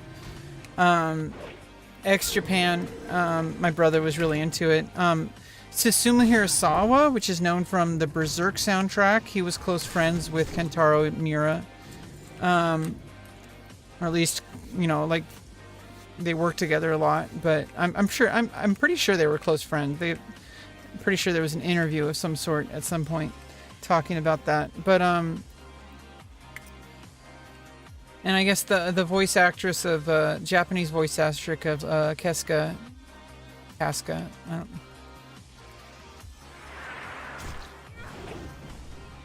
And yeah, it's a lot of Susumu Hirasawa, X Japan, Utada Hikaru, and just generally like anime soundtracks. I was an anime weeb, okay, so I listened to also a lot of video game soundtracks. I was actually, oh shit.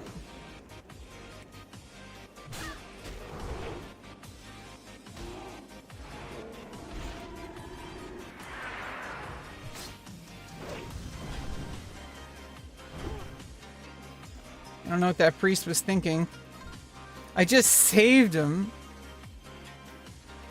And then he started mind playing me. Like, what the fuck?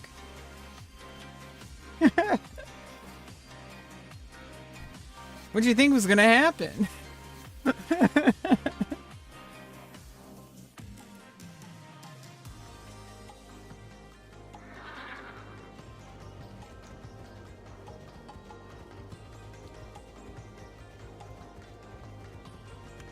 I also listen to a lot of jazz music and classical music. I was trained as a musician from an early age, but I was really into like I was in jazz band, and like I listened to like a lot of jazz music and such. But that really didn't particularly increase until I was like I would say like 2005. I was like, what, that was 11 years ago now, so I'm turning 38, so 10 years ago I was 20, so I was like 27, 28 when I went back to college and started studying music again. I started listening to much more like classical music and jazz music.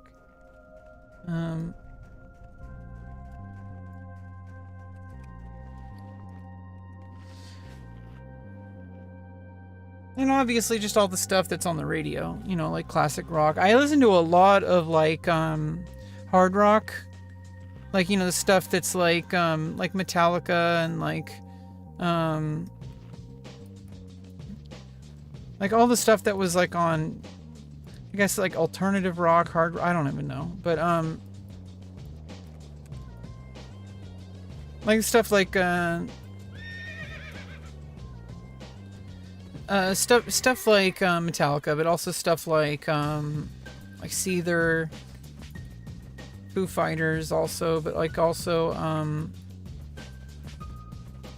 I don't know, I have a hard time with like talking about music. I love music and I love listening to music. I love playing music. I am a musician by training. But like I have a hard time talking about music because to me music is it's like It's like a visceral experience. It's not really like whenever you start talking about music, you've already separated yourself from music. And it's not even like something that I'm like consciously choosing. It's just like that's just how it works for me. That whenever I start talking about music, it feels like I've already separated from it. Because it's like music is not something you talk about. Music is something you do. Like it's hard for me to explain it.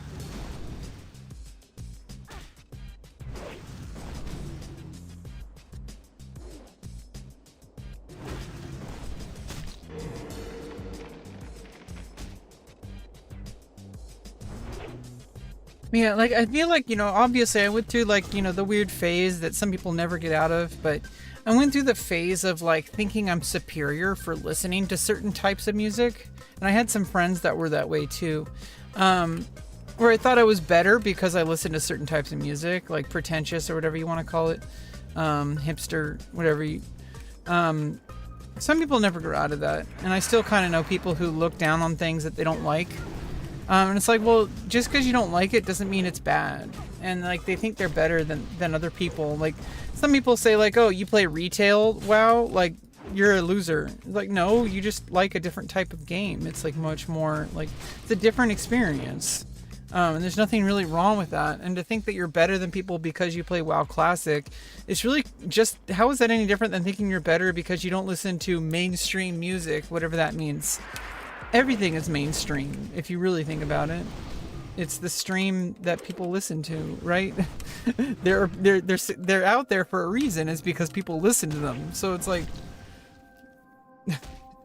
oh, I only listen to bands that nobody knows about. Well, obviously somebody knows about it because you're listening to it. You wouldn't be listening to it if nobody knew about it. I'm obviously, you know, being like really, what's the word, facetious, or being way too literal about that. But there is like an element of truth to it that it's like, it's kind of ridiculous that people act this way, or that they think this way. It's like you're closing yourself off before you've even, like, it's almost like you see something you don't like, and instead of like seeing it objectively, it's like you're making yourself hate it more.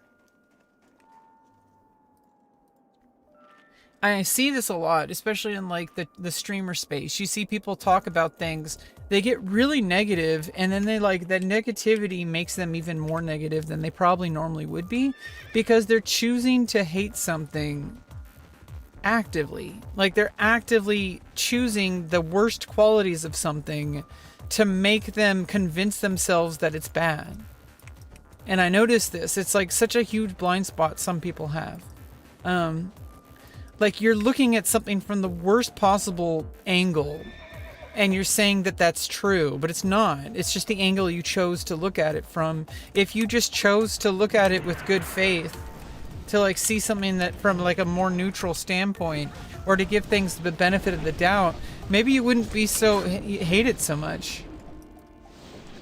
But it's like you think something is stupid, you think something is lame, they'll say, oh, that's gay, or whatever, all the gamer words that people use, right?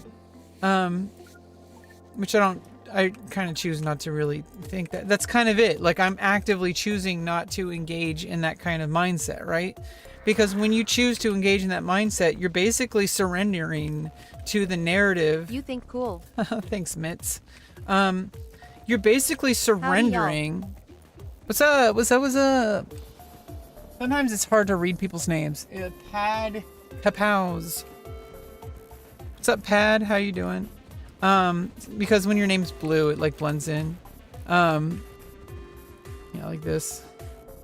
So anyway, you're basically, how are you any more of an independent thinker if you're choosing to think about things in somebody else's narrative? Like, you're already thinking, you're not thinking for yourself anyway.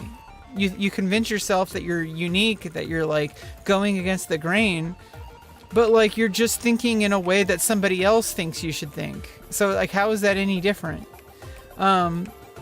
But you're like, oh, this is stupid, this is woke, this is like some liberal bullshit. Some people talk like that. And it's like, well, is it? Or are you just like putting it into a corner that it didn't even decide to be in because you chose it to be that way? And now you're commenting on it as if it's the thing that you're saying it is, when it's really in all reality, it literally just is the thing that it is, and you're deciding that it's like, oh, this is stupid, or this is for women, and that also implies that women don't like things that are good. Like, I mean, I'm kind of like,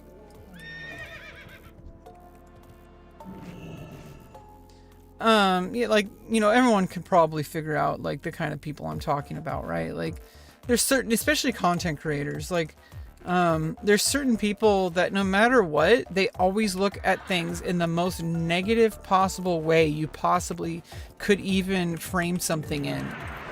And instead of like accepting that things are nuanced and giving things a chance and trying to understand like other perspectives, you're choosing to basically just be completely blind and choosing a narrative that forces you to hate it. And it's like, I don't understand this. I don't understand why people would do this.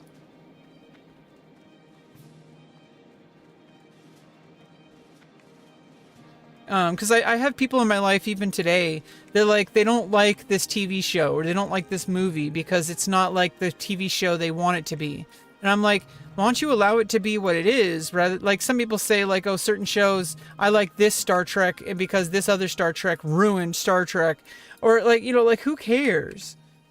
They're different shows. You can't treat them as if they're the same show. It has to be treated on its own merits. And yeah, maybe some of that is they are looking at it from a different, for what it being different. But I think some people, they just like, oh, why are they doing this to Star Trek? Why are they doing this to Star Wars? Why are they doing this? It's like, no, it's different writers. It's different story in the first place. Different characters. It's a fundamentally different story than A New Hope. Okay, A New Hope is a fundamentally different story than Phantom Menace, which is fundamentally a different story than like Andor, you know, a show I haven't watched. But I mean, you know, so it's like when people say, oh, they're ruining what the original author intended, I hate that. Because, like, first of all, you don't know what the original author intended, and also this is a different work than the original work. And you say, oh, you're ruining my childhood. Why did you make Superman gay? Or, like, people were complaining that they made Superman's son gay or bisexual or something like that. And it's like, well, this is a new character. Like, this character is not Superman. Like...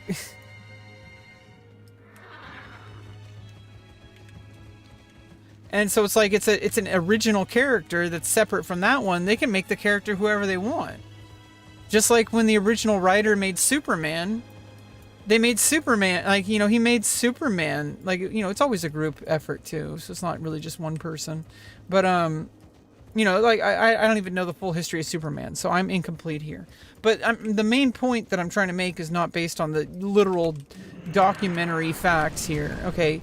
I'm trying to say that, like, the original character was written a certain way because it didn't exist already. And so when you make characters that don't exist, you have freedom to make them however you want. But for some reason, people say, oh, you made that character black, so now it's political. It's like that meme that everybody talks about, right? So it's like, you made it political. It's like... Meanwhile, Star Wars, the original trilogy, literally a commentary about imperialism and, you know, with like, I don't, anything to them, to these people, if it's considered something that has traditionally been oppressed, and people who are fighting back to try to be included in this world, they see it as woke. And at a certain point, if everything that is either gay or trans or black, or at least non-white, or, you know, speaks a different language or whatever, if everything about things that are just minority groups, and you think that people making progress to help people integrate into a more balanced world where there's more diversity, if you think that's woke, then that just means you're a racist. Like, because like you just think that certain people don't deserve to have the same kind of life that other people do. I don't even know if that's I don't even know if that's really like racist. I don't know what to call it, really.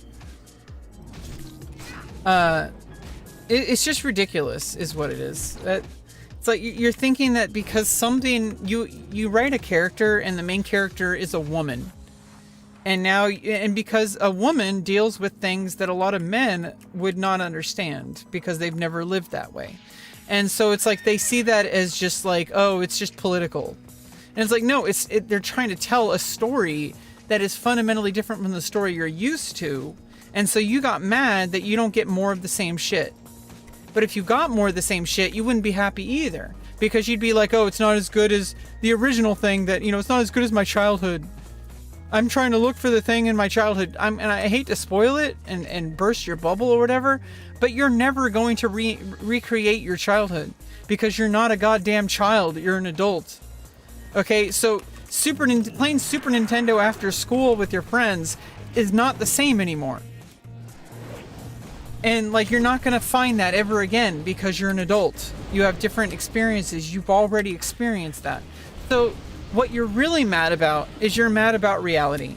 And you think that new things need to match the same way that they were when you were a kid. Oh, remember when I was a teenager, we watched that anime or whatever, but this new version, I don't like it because it's like it's too woke. It goes against everything that the original one. It's like, well, have you really like objectively looked at the original one either? Maybe it's even more woke. Whatever you call woke, whatever.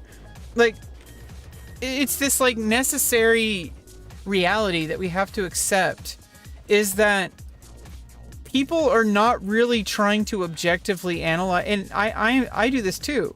We're trying, you know, we don't objectively look at the content we consume as like, you know, we're not really being like completely objective when we like, you know, analyze things and think about them. We're really just like, is this nostalgic for my specific nostalgic needs? And if other people like it, well, they're wrong. And here's why they're wrong, because they'll make like a big giant Reddit post about it, right? So the people who complain about things being too woke, you have to really ask yourself like why that is. Is it because like they're hearing things they don't want to hear? They're hearing truths that they don't want to admit? That their understanding of the world is limited and they're afraid to accept that? That there's things that they have never experienced, that people are finally voicing their stories. People are finally starting to tell their stories, and they don't like it because it's not the story they're used to. They don't like gay stories. They don't like trans stories. They don't like female stories because all the stories they know about are just, you know, about dudes who are not minorities, or if they are minorities, they have to match their specific idea of what that minority should be, right? Oh, you know, they're one of the good ones, you know, all that kind of bullshit that people do. Why not just accept that it's a story that you don't understand, and instead of accepting that, you want it to be something that it's not? And it's like, dude, there's a reason why people are telling this story, is because it's a story that needs to be heard. And these people are willfully choosing not to listen. Even when you tell them what is going on, they say that they gaslight you. And I know that word is overused, but it's true. And I'm not going to refuse to use a word just because people cringe at it. It is true. It is gaslighting.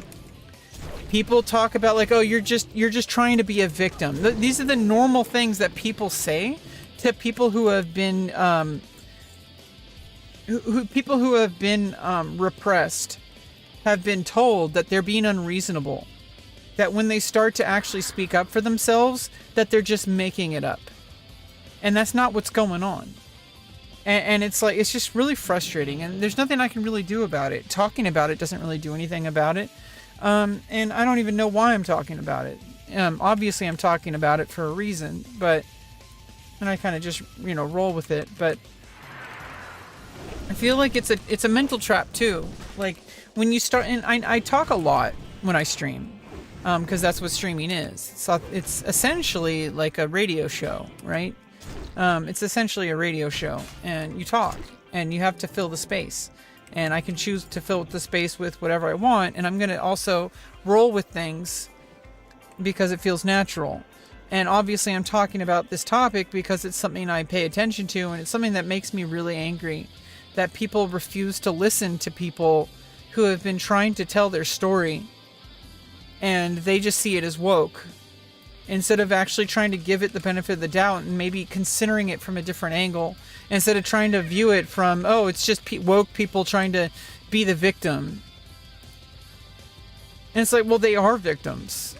And it's like, and you just don't like it, and you don't want to admit that you're part of the problem. And instead of admitting it and growing up and owning up to it, you just want to convince yourself that everyone else is too woke and that they're just babies and that you're the only one who has the right answer. That's weak. I'm sorry, but you're going to have to accept it. You might not, but you're weak if that's how you think. You don't want to accept reality, and so you're trying to paint reality as something different than what it is so that you can be mad at it. You can feel justified in criticizing it. And yeah, like you say, like, oh, it's not making money, and that's your definition of whether or not something should exist or not. Oh, it's losing money because they're putting too much woke stuff in movies. That's actually a huge reason why people are trying to tell their stories in the first place. Is because people don't want to hear it. If people were okay with hearing it, they wouldn't need to speak so loudly about it. Like, don't you understand that the reason why people are fed up with it is because, like, LGBTQ stuff or black stories don't sell as much as, like, what people expect. They say, oh, it's normal. Like, no, it's not normal. It's just white. Okay, like, it's just Western values. Christian values, whatever you want to call it. And yeah, you could say, like, Lord of the Rings is, like, neutral. It's not really neutral. It's just a specific type of story. And not every story is Lord of the Rings. Okay? Like, I don't understand this, like, oh, something being gay or being trans is somehow advanced gender ideology. Well, how is it any less or more advanced than heterosexual gender ideology? Like, I don't understand. Like, if these things are already inherently normal, quote unquote, then how is it not normal to be gay or to be trans? And it's because you painted a narrative saying that being gay or trans is different in the first place, because it's been going on for like thousands of years. And you just don't want to accept that it's okay to be gay or okay to be trans, and that it's not weird. It's not, like, perverse. It's not too confusing for children. Okay, you're confused and you don't want to accept that. You're scared of the world that you're seeing. You're finally seeing the reality. People are fed up with staying quiet. And instead of accepting it, you want to tear them down. And there's a lot of people who think this way. It's not just one person. It's not just any content creator. Okay, and obviously, who's the person that talks most about these things, that represents this representing of thinking? Well, it's Asmongold, and I'm not going to pretend that I'm not talking about him. He's easy to use as an idea because he's the one who represents that. Whether he does it on purpose, whether he's not aware of it, that doesn't really matter. He's still that existing. Like, he's that person that these people gravitate towards because he represents those ideas. And it's like, well, I'm not going to just dismiss people like that, because there's a lot of people who think that way. And if I, dismissing them and demonizing them, it's not going to make them go away. It's not going to fix the problem. And, I don't know how the problem is going to be dealt with. Because it's like, well, gay people and trans people and black people and women in general exist. And we're tired. We're so tired of living in a world that punishes us for existing. And if, like, you just listen to us for a goddamn second without criticizing us, without calling us too woke, without calling us mentally ill, without saying that we belong in a padded room, maybe you could give us the benefit of the doubt, and that saying, hey, if enough people have this common problem, maybe there's some truth to it. That they're not making it up. That it's not being a professional victim.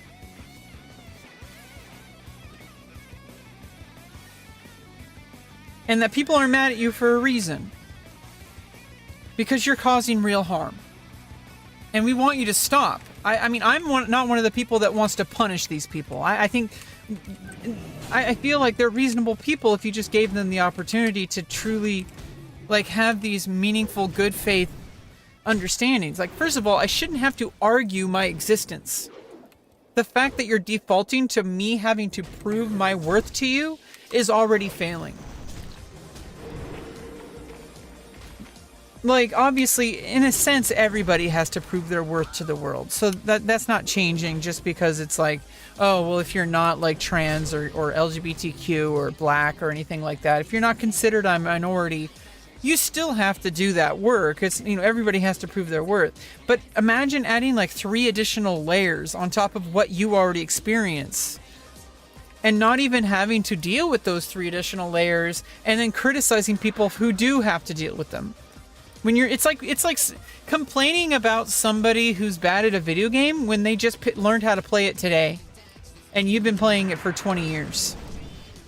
Like, obviously, if somebody just started playing WoW today, they're not going to be as good as somebody who's been playing for 20 years. They're not going to be able to play hardcore, let alone raid in hardcore.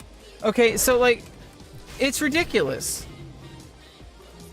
So I don't expect them to be able to deal with the things I've had to deal with either. So it's like, someone like Asmongold has not had to deal with existing as a minority.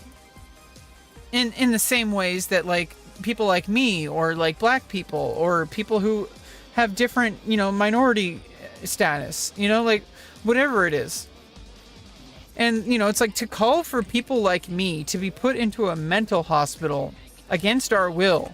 Well, somebody could argue that someone like Asmongold would belong there too. Because he sits in his room all day playing video games and talking on his stream, utilizing his free speech that he is allowed and encouraged to do, that I support. Because if we don't allow, like, people like that to, talk, how am I going to justify my existence? To be able to say what's on my mind? And it's like, oh, if we start picking and choosing who gets to have a reasonable view, whatever, quote unquote, if we pick and choose, then we're no better than them, whoever they are.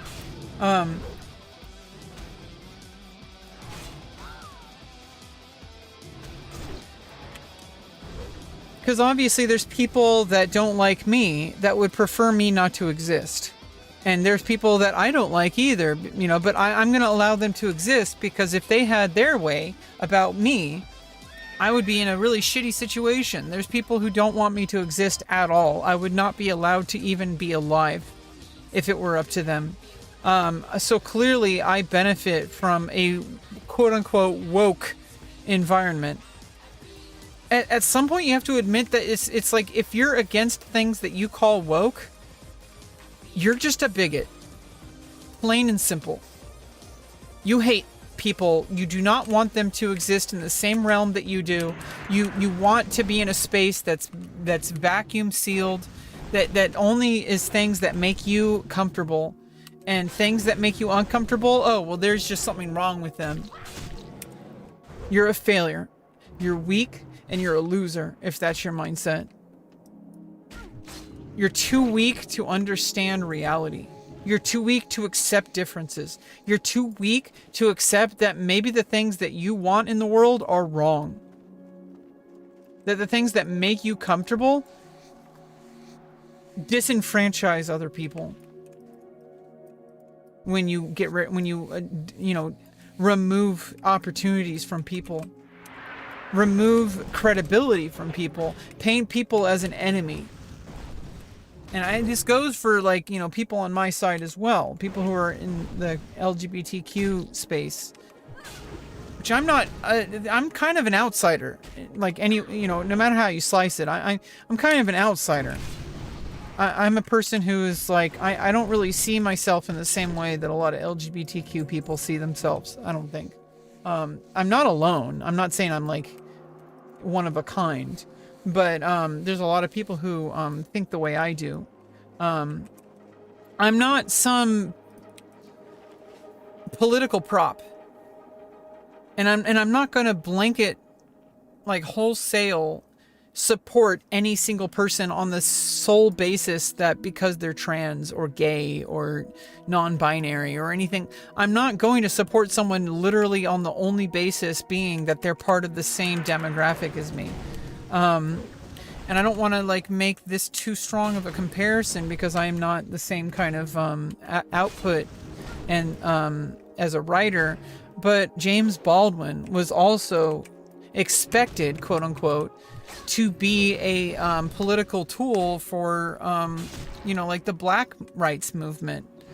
And he thought that was actually going against the movement, because if we want true equality, we need to accept that, like, once we start making ourselves somehow more deserving of things than other people simply on the basis of our minority status, now we've erased our identity.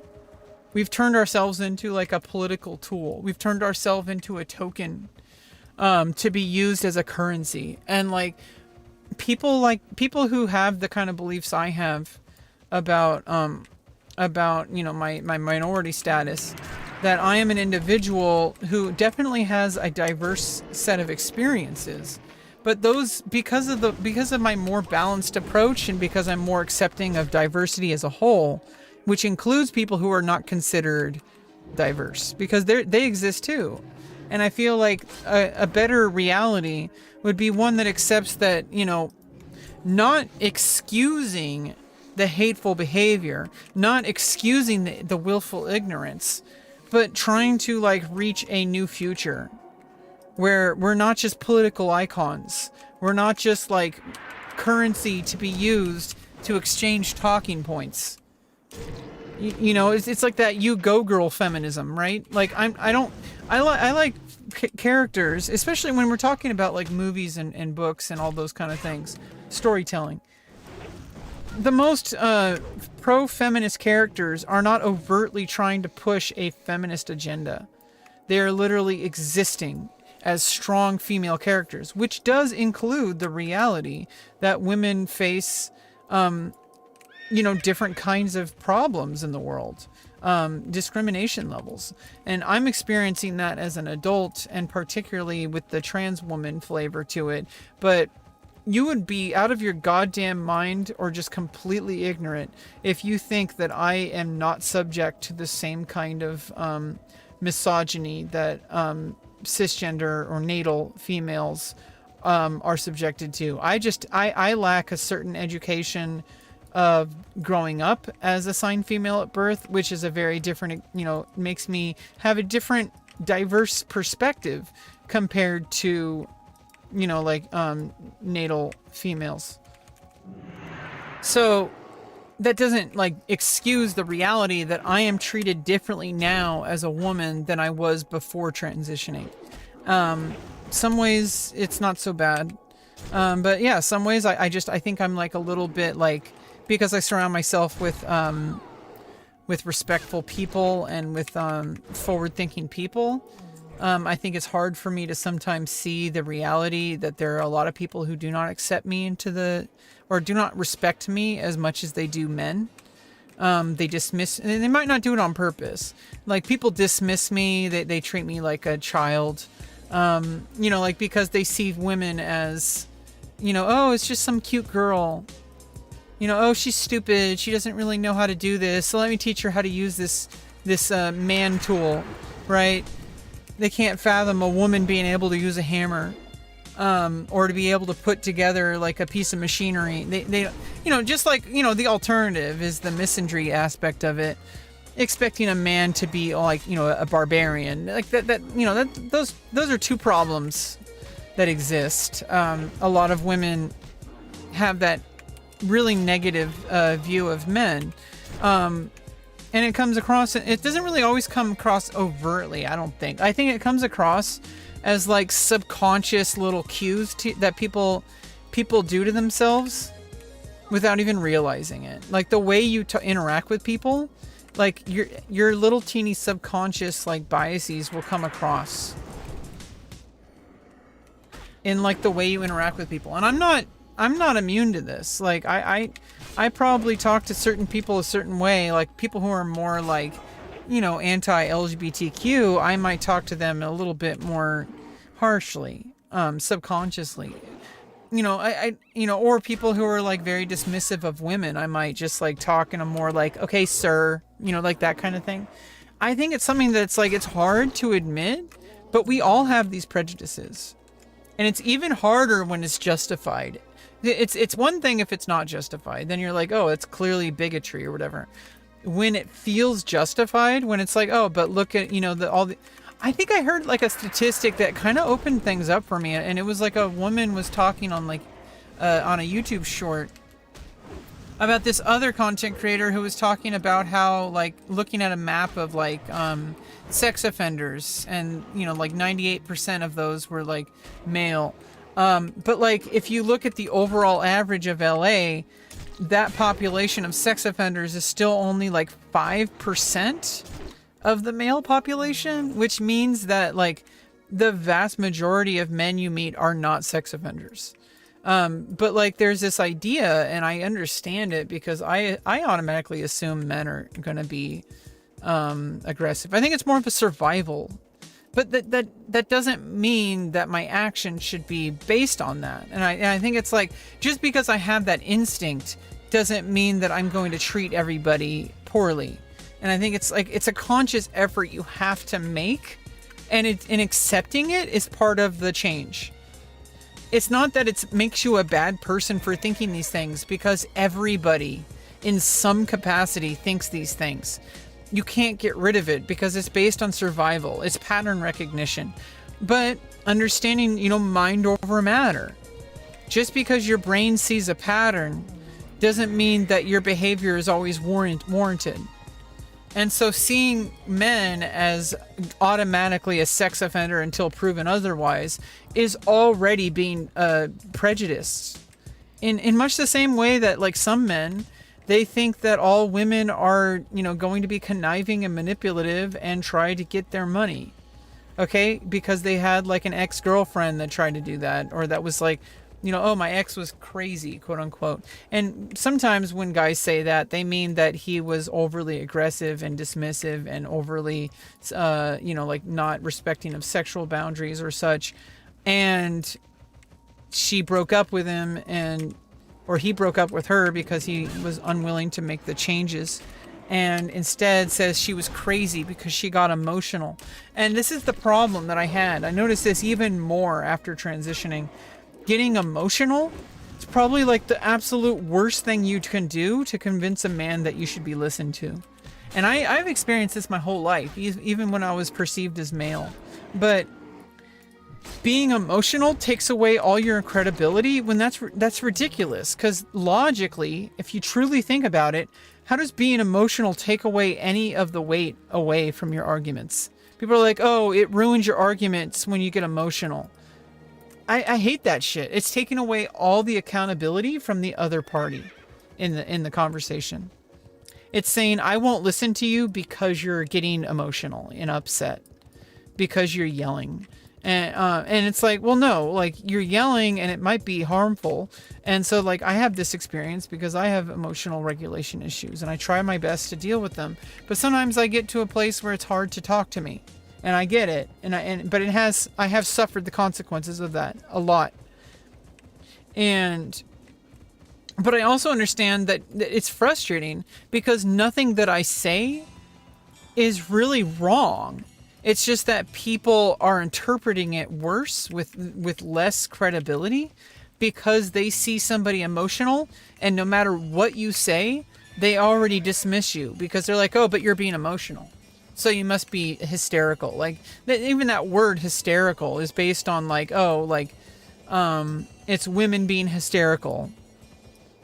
And so it's like, if you see somebody who's emotional, who's trying to give you a conversation, who's trying to give you arguments, it's like you're not even listening to what they're saying. You're listening to what you think they're saying, because you think that, oh, well, this person's emotional, so they must be wrong.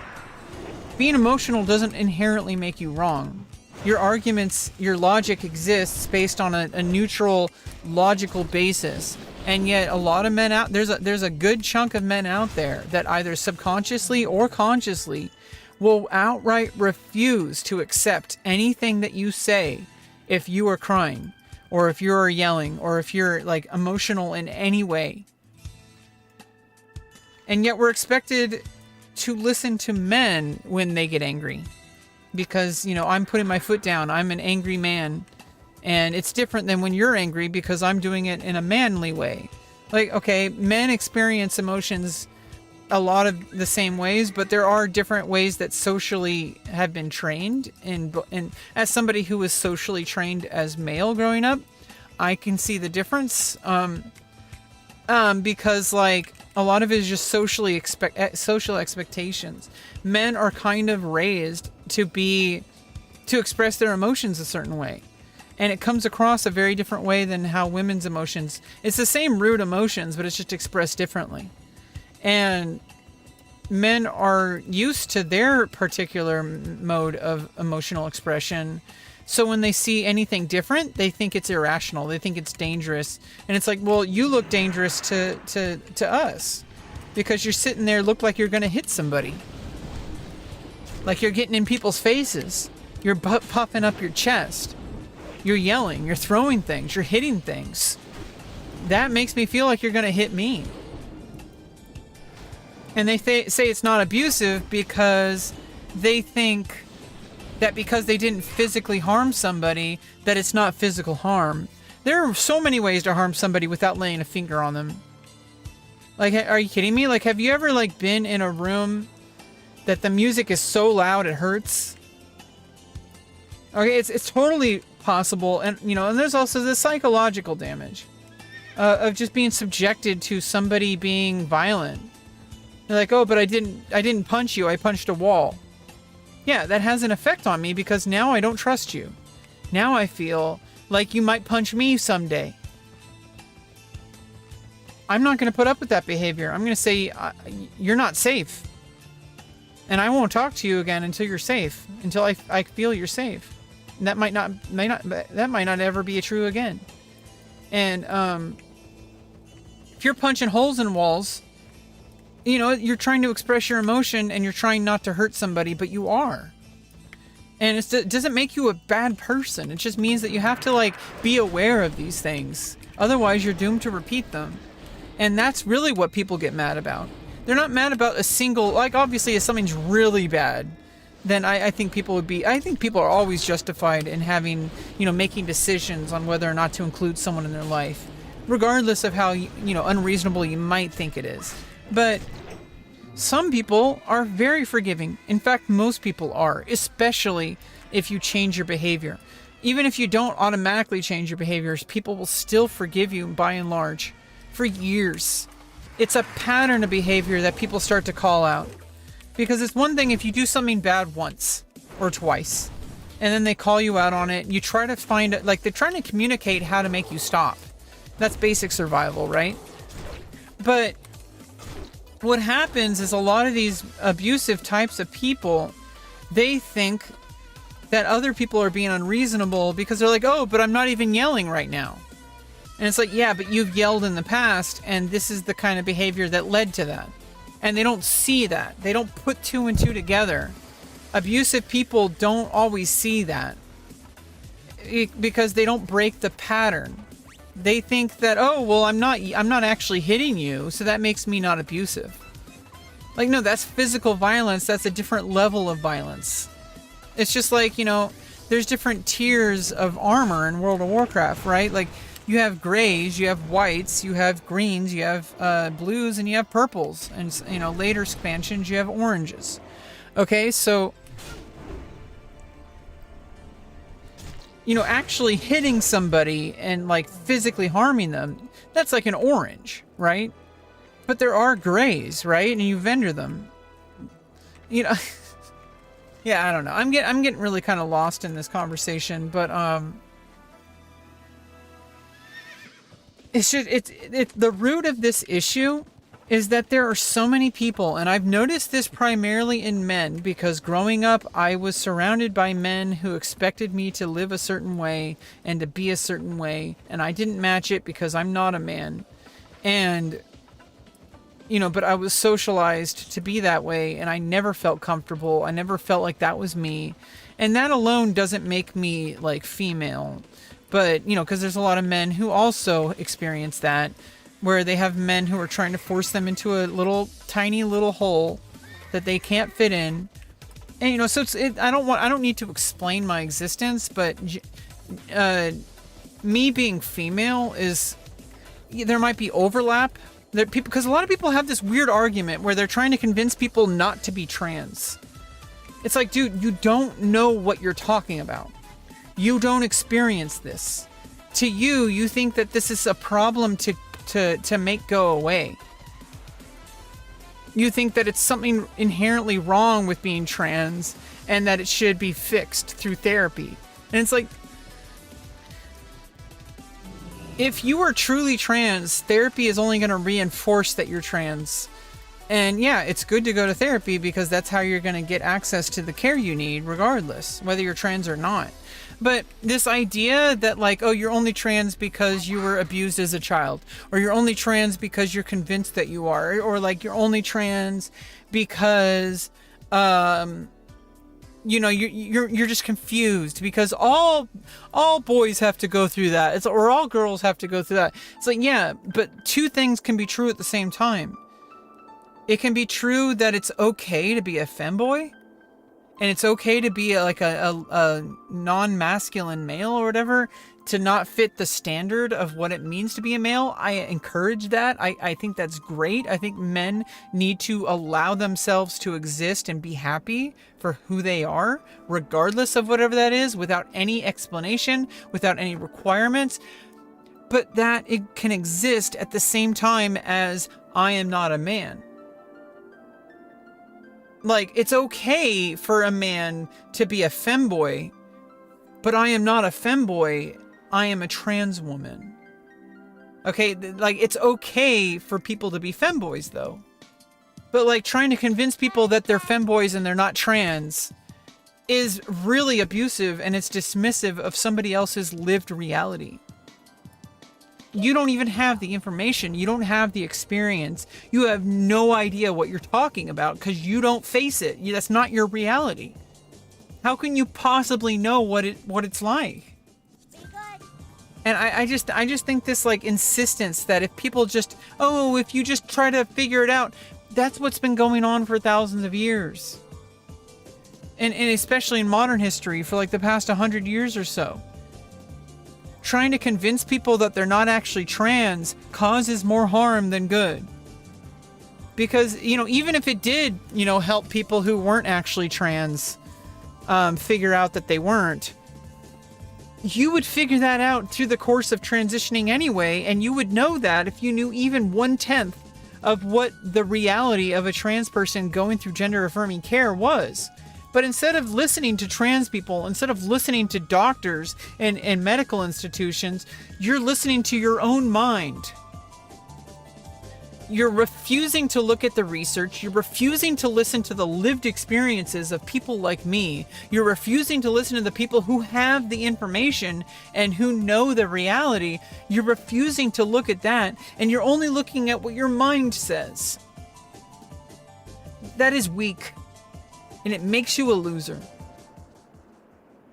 And it's like people like Asmongold who have that idea that they think they have all the answers when you have zero answers. And it's not just one person. It's not just Asmongold. It's a lot of people. And it's people who are making legal decisions that influence millions of people in this government. That's why people are making it political. They wouldn't have to make it political if there wasn't a reason to. Do you understand these things? Like, they're not doing it just to like appear like a certain way. They're not virtue signaling. Maybe some people are. We don't care about them. Factor that out. Okay, we're talking about people. There's enough people who have a shared reality of being dismissed, of having not as many opportunities, of being denied basic existence, being denied health care, like being denied opportunities to even succeed in this world.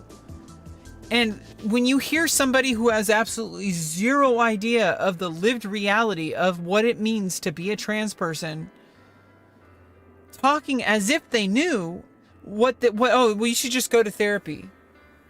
Duh. You think that we haven't tried that? Are you fucking dumb?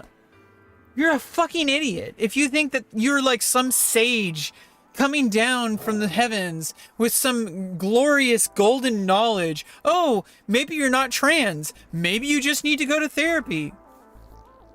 Oh, thank you, random person who has never lived the single day of their life with gender dysphoria or what it means to be a trans person. Thank you for telling me what I need to do, because I have never even thought about going to therapy. Or I've never thought about just being a man. Yeah, do you understand that's like literally the first thing that we do? Is we try to do what everybody else wants, because it's basic survival, right? Like, people say, oh, you need to just work out, go to the gym, eat more meat, be a man, join the army. I almost joined the Marines. Or the army. When I was first like struggling with understanding my gender identity. I was like, I told everyone I was trans. I wanted to live as a woman. I wanted to get my surgery. I was met with some support, but there was no real path forward. And instead of doing the hard work to do the path forward, I took the easy way out and I pretended to be a male.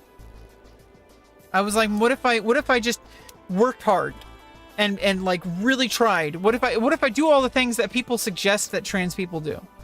And I tried, and it made my life objectively worse.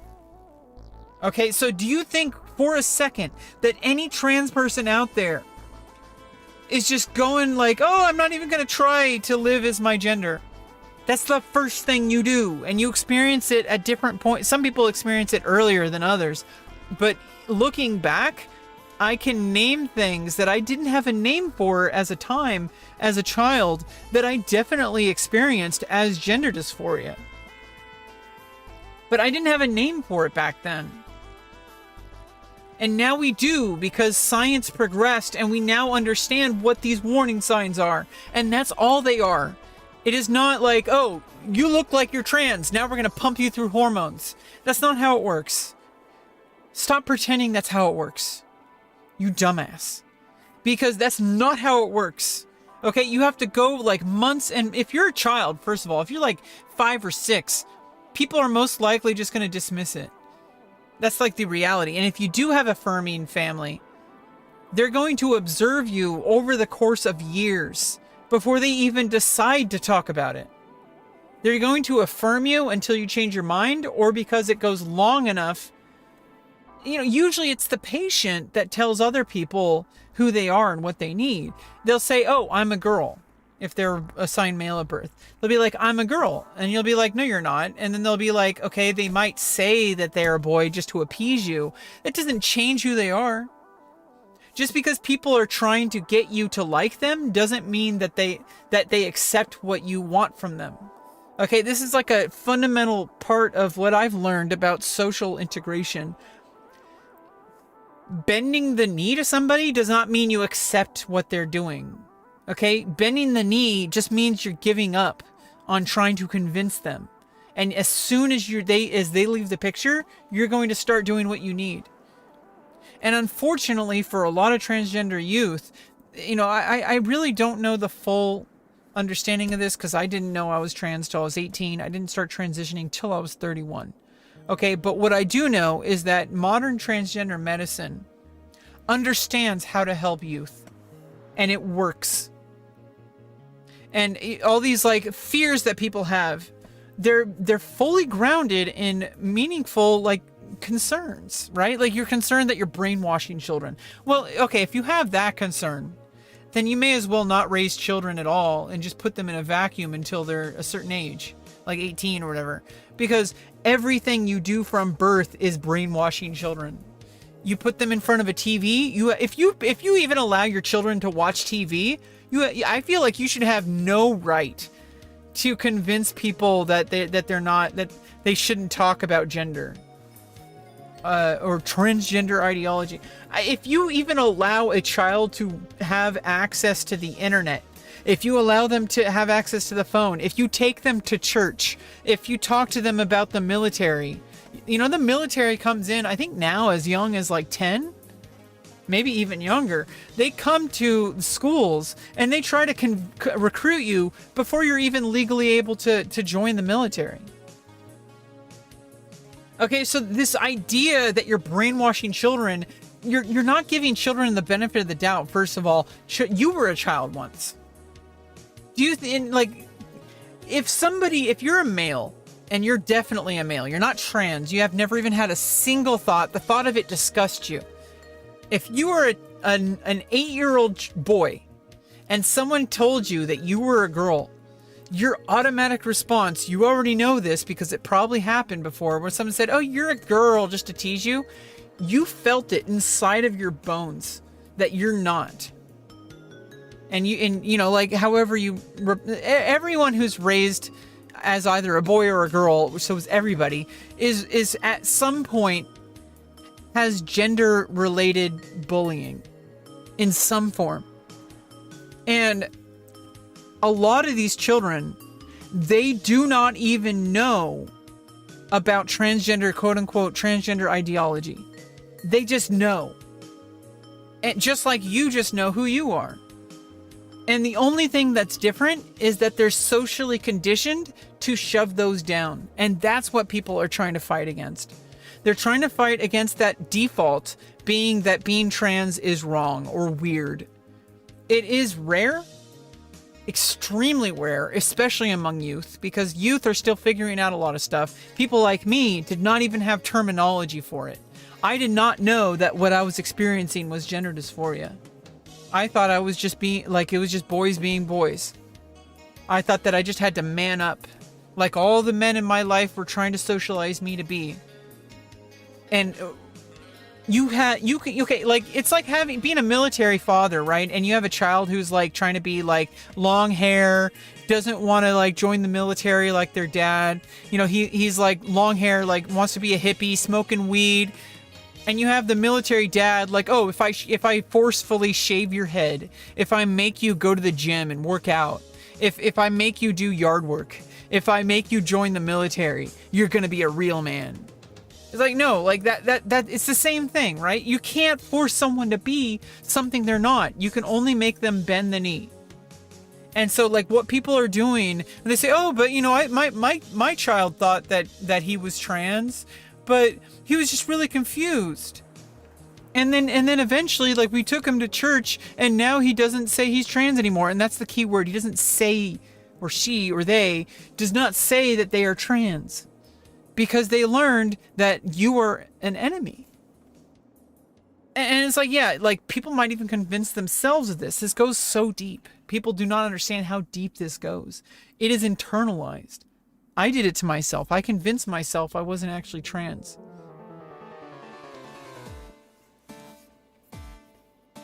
And then it's like, at some point you just have to accept who you are. And like, I think this constant battle that people have against trans people, saying that, oh, you're just confused. Oh, if you only just try to be your gender, you'll figure it out. That's the first fucking thing that we do. It's the obvious thing. You're just now showing up to the picture and think that you offer this golden sage advice.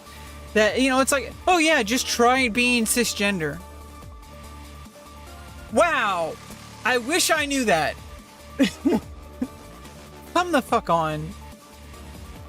Get the fuck over yourselves. At a certain point, if you learn these things and you still convince yourself that being trans is a mental illness and that there's something wrong with us, accept that you are a bigot.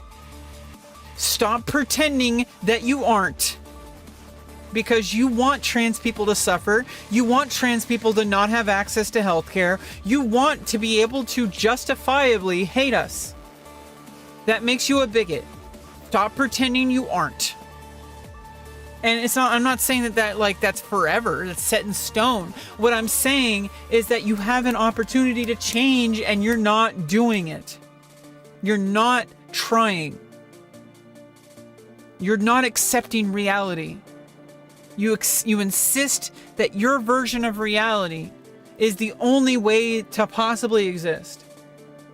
And you're discounting the myriad amount of information that you do not have access to, and you're refusing to be like receptive of things that go against your perceived worldview.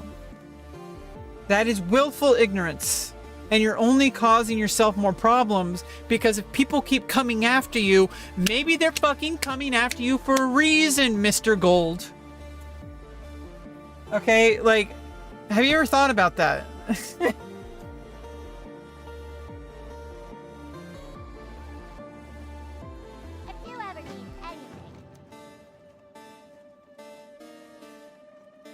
Yeah, anyway, I don't know what I'm talking about anymore. I don't know why I'm even talking about this. We've been streaming for 2 hours and 41 minutes. Let's just, yeah, let's finish up this quest, and I think I'm gonna call it for now.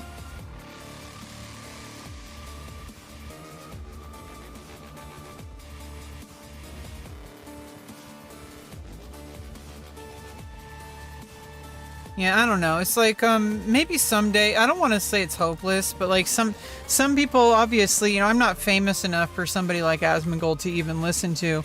And also, I say things that upset his worldview, so he's just not even going to engage with it. But there's always hope, you know. Someone like him can listen to someone like me. Because I challenge people's worldview by just existing. And they don't want to accept that I'm allowed to exist.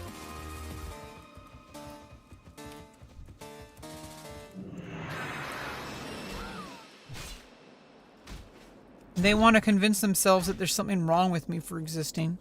That I'm some kind of perversion. That they should, oh, you should keep them away from children. Trans people don't belong around children. We don't belong anywhere in their opinion. That makes you a bigot. You want us to be exterminated. You don't want us to exist because you say, oh, but look, we allow you to exist. My existence is not... Okay, good. Thank you. Thank you for divvying out whatever you think I deserve. Thank you for giving me this, for giving me the right to exist. I don't need your acceptance to exist. I think I'd enjoy doing an interview with you. Probably. I think it's also because I'm also a reasonable person. And I think maybe we have more in common than we both realize. Like, this is why I don't hate Asmongold. I don't think he should be punished. I don't think he deserves like some of the stuff people say. Some people want him to die. That's ridiculous. Come on. And also we there's things that we have in common, right? Like, we're both nerds. Like, I grew up with like Magic the Gathering and like video games, like Super Nintendo, like all the same shit. Like, there's things that we all have in common, right? I feel like trying to find like what makes us the same is better than, you know, it doesn't mean that we're all like homogenous, but like finding the things that are the same is like helping you understand that like people may be different, but we're also the same.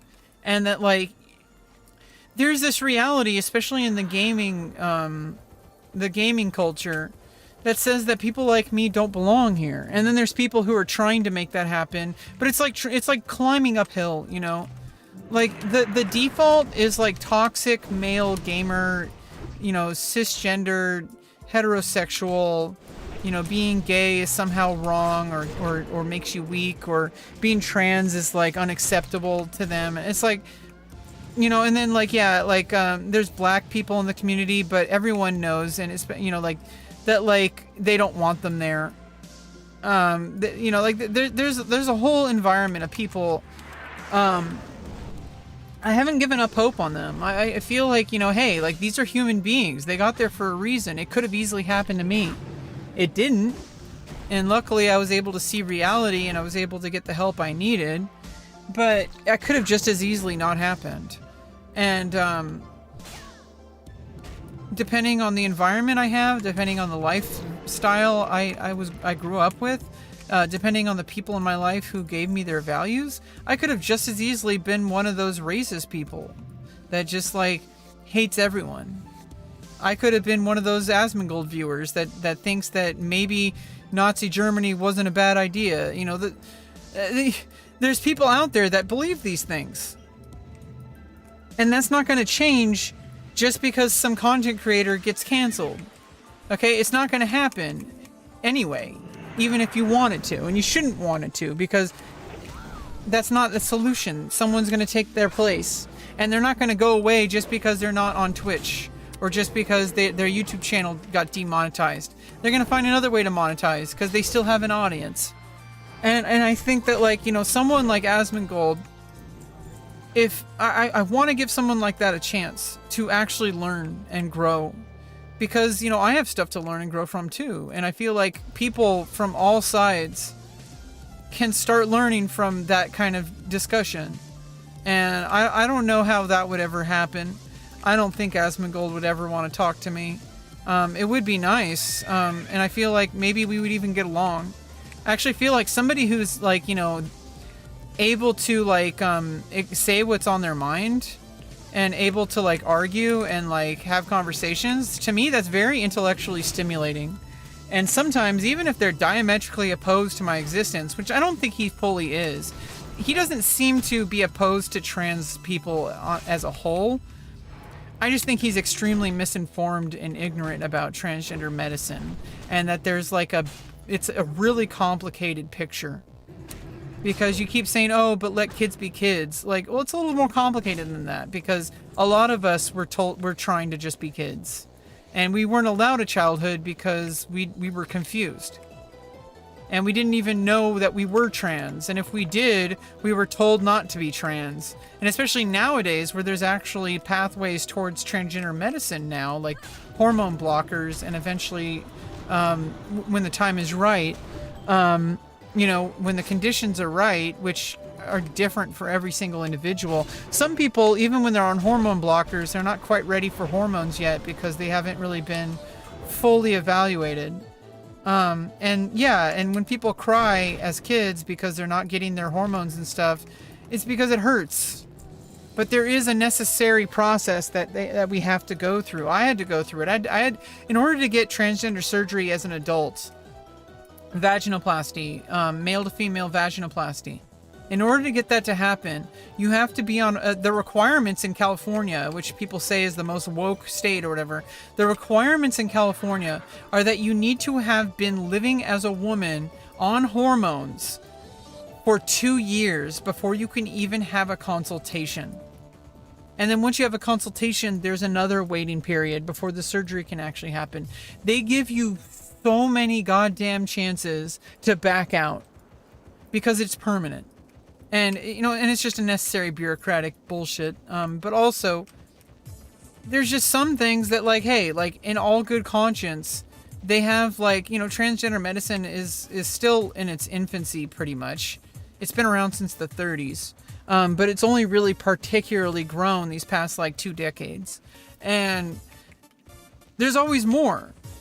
And people are actively trying to go against what has already been seen as the best path forward that we know.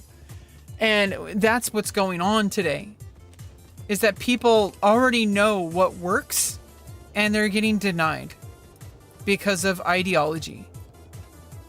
And so the people with gender ideology are really the people who are going against transgender medicine, because they're pushing a worldview that goes against people's well-being.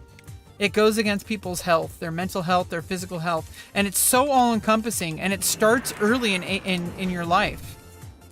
Gender identity is one of the first things that you experience in this life.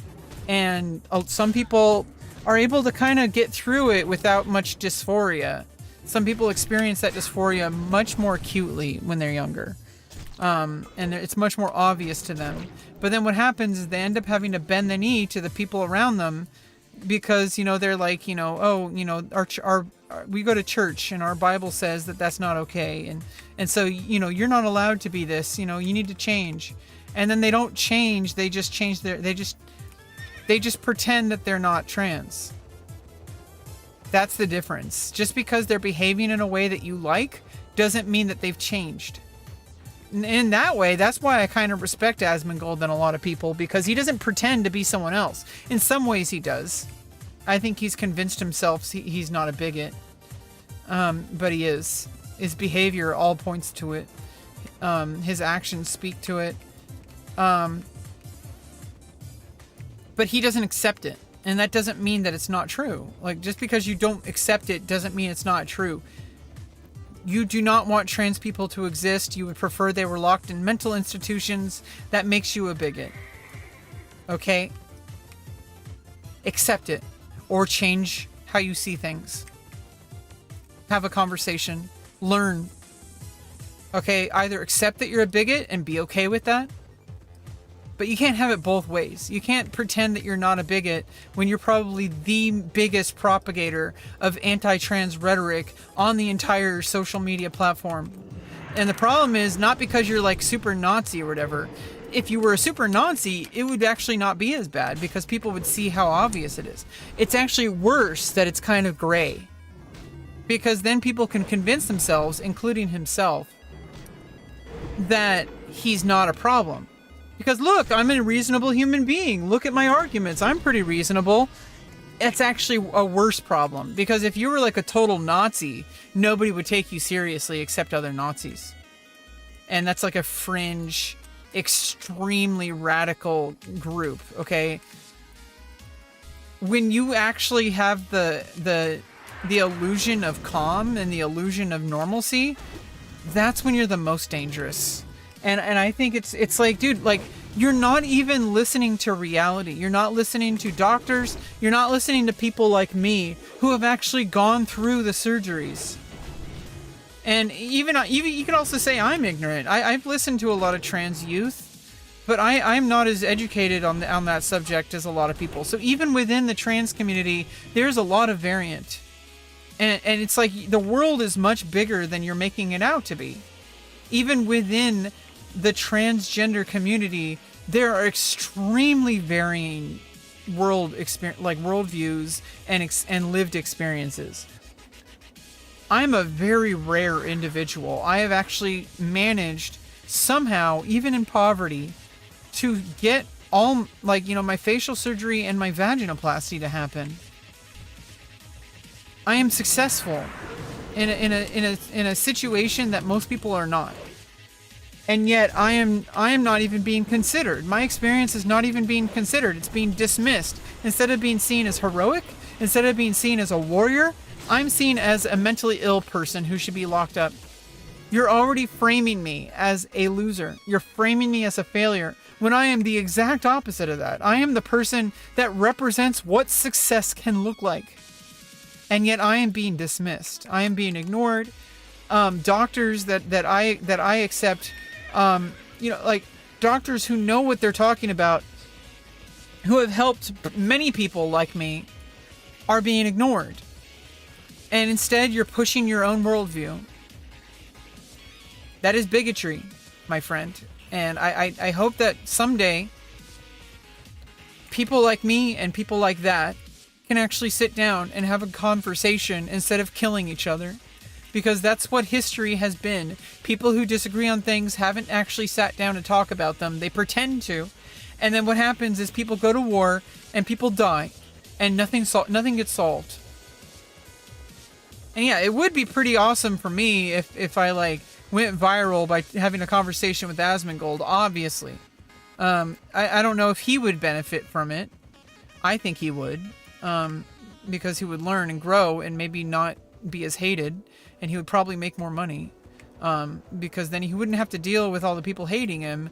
And he would probably, you know, I want to help trans people stop, you know, wanting to kill him, right? I could do that. Hopefully, or maybe they'll want to hurt me too. I don't know. I would rather be on the side of truth and justice and fairness than on, you know, dictatorship. Which I do have problems with how a lot of the trans community exists online. I do have issues with how things are done. I didn't ask for that. That was actually one of my biggest fears about being trans, was that I would have to be that forever. That I would have to become one of those purple-haired social justice warriors just to exist and get my surgeries. And I'm like, I don't want to be like that. That's not who I am. And that's perfectly okay. I learned that I'm not the only one. I'm actually not even in the minority. There are a significant amount of trans people who are against that. They're just too afraid to say anything, because if they do, they get ostracized from the only community that truly accepts them. And that's kind of a problem. When in order to be accepted, you have to, and I like how Asmon put this, you have to subject yourself to an infinite nesting doll of purity testing. And as soon as you say or do something that they don't agree with, you're ostracized. You're removed from the group. And the problem is as a trans person, this is the only group that you actually are going to be supported in. So then being someone like me, you're put in a situation where you're completely isolated. Because people who are anti-trans aren't going to accept you. They're never going to give you the benefit of the doubt. They're going to criticize every single thing you say. They're going to hold you up to the worst light possible. Their automatic default, they're starting from a place that you belong locked up in a mental hospital, in a padded room. That's their default. So anything you say, you're already climbing uphill, you know, to get their respect. And on the other hand, you have like the LGBTQ community that because you said something positive about someone like Asmongold, they hate you because you're not trying to say the narrative. You're not doing the thing. You're not doing the pro-LGBTQ narrative. You're not being the cookie cutter we want you to be. Now I'm isolated from that group. And I'm like, yeah, I love the LGBTQ people. I love the LGBTQ culture. I love queer culture. But there's more to life than queer culture. Okay, I'm a model. I'm an actress. And I really think that there's a lot to be said about, like, you know, hey, like queer culture has done a lot for the arts. And, but my whole life is not about like drag shows. Okay, like there's more to life than drag shows. And I think I want more out of life than just doing one single community. There's other people out there. There's people who are like, you know, more like in different sides of the community. And that's real. That's realistic. And I think like I was brainwashed into thinking that I had to be situated with the most extreme part of the community. But in a lot of ways, it's kind of true. It's actually pretty damn true. If you don't say the quote-unquote approved narrative for the trans community, you're ostracized. You're supposed to have a trans flag everywhere you go. You're supposed to constantly say correct people, even when they're not trying to misgender people. You're gonna like push a transgender narrative on every single conversation. It makes sense if there's a conversation directly related to transgender identity. But like if somebody accidentally like says, you know, I don't even know how to say this. It's just like I'm constantly feeling like I'm walking on eggshells or that I've already ruined my life for saying certain things on my social media that go against the quote-unquote approved narrative that the trans community has determined through r/trans. Like, no, Reddit is not the world. Reddit is not the trans community. Reddit is Reddit. That is a very specific niche subgroup of the trans community that has decided that they are the ones who speak for everyone. And I don't like it. Because even though, like, yeah, it helps me if they're trying to help me, and they're on my side. But if they get what they want, it means that other people suffer. Because not everybody wants to hear a sermon about gender identity every single time they queue up for League of Legends. Okay, like, I understand that. Now, if somebody's going to harass me, I'm going to defend myself, or I'm going to remove myself from the situation. I think that's where people don't understand my behavior. Basically, there's a difference between, shoving. This is the thing. People say, oh, I accept trans people as long as they don't shove it down my throats. When someone says that, that can mean any number of things. When somebody says that, what they mean is that, well, you're allowed to be trans as long as it doesn't make me uncomfortable. If you make me uncomfortable, now you're shoving it down my throat. If I'm fine with you because you're being quiet, then you're fine. No, I don't need to walk on eggshells to exist in this world, and you need to get the fuck over it. I'm not gonna get, even though I'm not always like completely identify with the super glittery pride parade part of the queer community, I still appreciate it. It may not be my lifestyle, but I'm not gonna get mad at people for doing it. Oh, why are you shoving that in my throat? Like, no, they're just expressing themselves. And just in the same way that I express myself in the way that I do. As a kind of misfit, like, public speaker, writer, whatever you want to call me. I'm in the minority. But I'm also not, maybe I'm not. I think it's just so many people in the trans community, including myself in the past, including myself now, are afraid to speak their minds about things that make them uncomfortable within the community. Because if they do, they fear that they may even lose access to surgeries. That was my fear. That if I ostracize myself with the trans community, that I'm not going to have the ability to get the surgery that I need. Now I feel safe because I got my surgery. Now I feel like I can actually speak my mind. Because you need the community to support you while you're going through that. And if you speak your mind, they're going to ostracize you and you're going to be alone. Because you don't have a lot of cisgender people who fully understand you. And the people in your circle are going to be kind of like, it's a lot of damaged people trying to help other damaged people. Okay, trans people, like, I understand why people are so, like, having to walk on eggshells. Because we are abused. We are, like, constantly dealing with mental health issues. We are subjected to a reality that is, like, climbing uphill every day. And if we get ostracized from our only community that understands us, we might not make it to our surgery. And I was constantly afraid of this, that I couldn't speak out about things that made me uncomfortable. Like, I understand that people use they, them pronouns. I'm not going to harass people who use they, them pronouns. But to harass me for not defaulting, or, for, like, insisting as they, them as the default, is just not even grounded in reality. It just makes people uncomfortable. It makes people feel like you're pushing an ideology on them. Yes, you could argue that you're not, which I don't think you are. I think you're just defending yourself. But people are going to interpret it as you pushing it down their throats. Because they're just trying to get through their day. They're trying to play their video game. And then you're like, hey, my pronouns are they, them. And they're like, cool. And then they might accidentally misgender you because of the sound of your voice or because of the way you look. That's going to happen.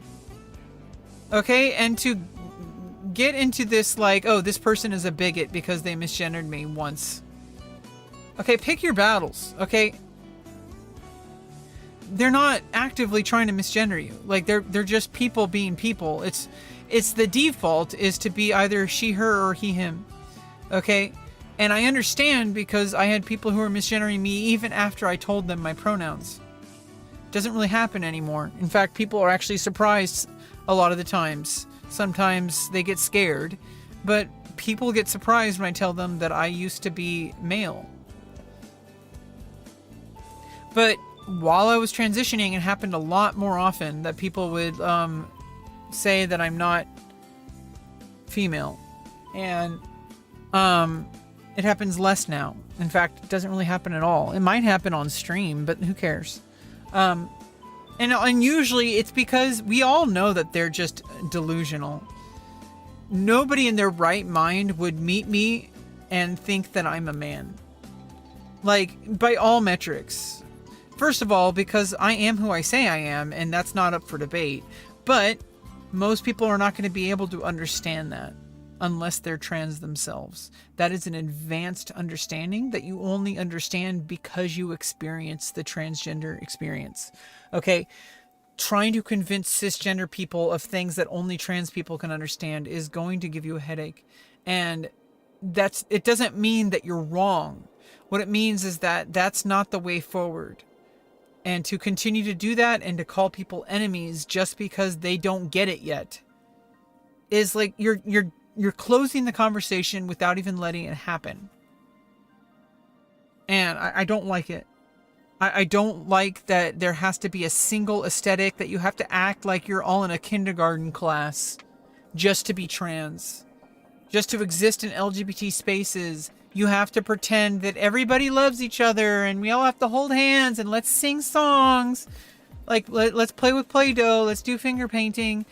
I mean, that kind of sounds fun. But do you understand what I'm saying, though? Like, the vibe I get, and yeah, I'm being prejudiced because that was my prejudice, and in some spaces, it's justified because some people, they refuse to allow people who say things they don't agree with. And people like me who are in the trans community are constantly afraid that if we say the wrong thing, quote unquote, we're going to destroy our lives. Because I can't be accepted in the trans community, where am I going to get accepted? By cisgender people who aren't going to understand me? I hope so. Because I feel like, shouldn't we all try to exist together and work together? Not just trans people, not just cisgender people, not just like people from your demographic. Like, come on. I don't know. I'm getting a little bit kind of essay. And yeah, it's good. I mean, this is rough drafting, and you know, like, these are things I want to say.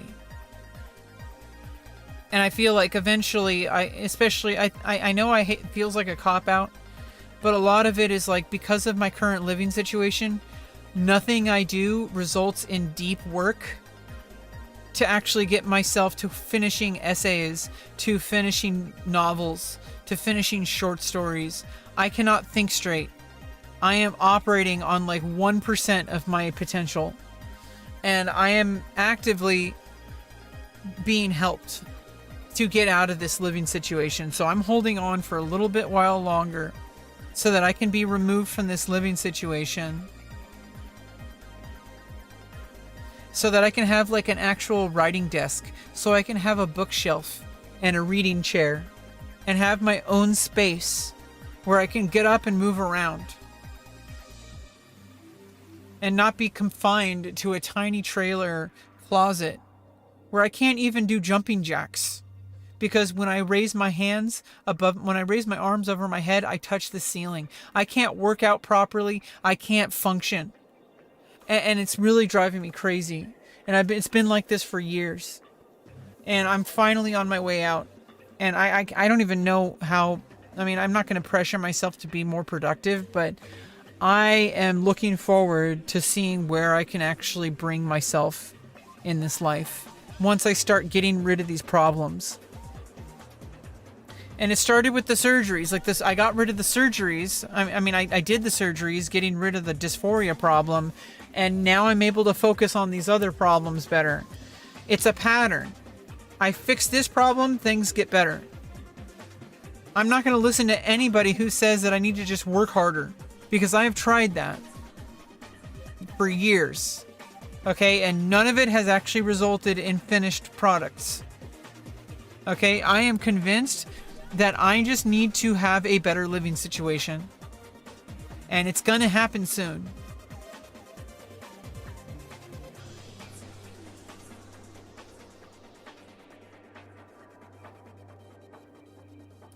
Hurry back. But yeah, I think I need to take a break. So where's the inn?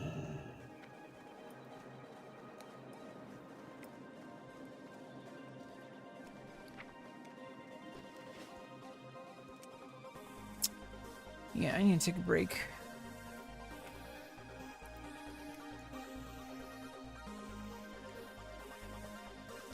Yeah, I don't know. I try to like end things on a more positive note. Those are very uncomfortable topics. And it doesn't mean it's bad. But it means it is a topic that makes me uncomfortable. You know, that's why they're difficult topics to talk about.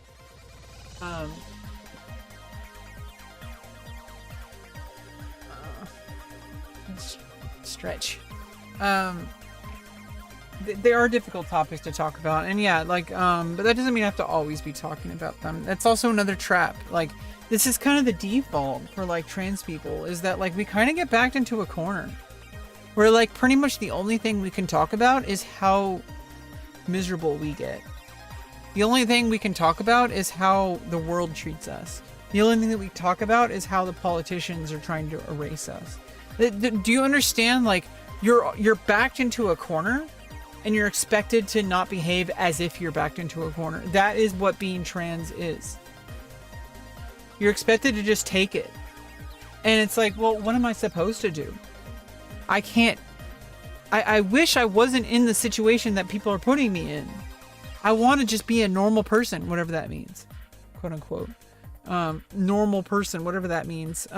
But I just want to like play video games with people. I want to stream with people. I want to like have fun together with people I care about. I want to like experience life. But everything that comes out is I am trans and it is hard. I am trans and the politics is like going against my existence. I am trans and people don't understand me. And it's like, why does that have to be my default? I don't want it to be. I really just want to be a normal person. And the reason why so many people are angry is because I think they feel exactly the same way I do. I don't think they want to be going on Reddit complaining about things. I think they're just stuck in a different loop than I am. I think I escaped it.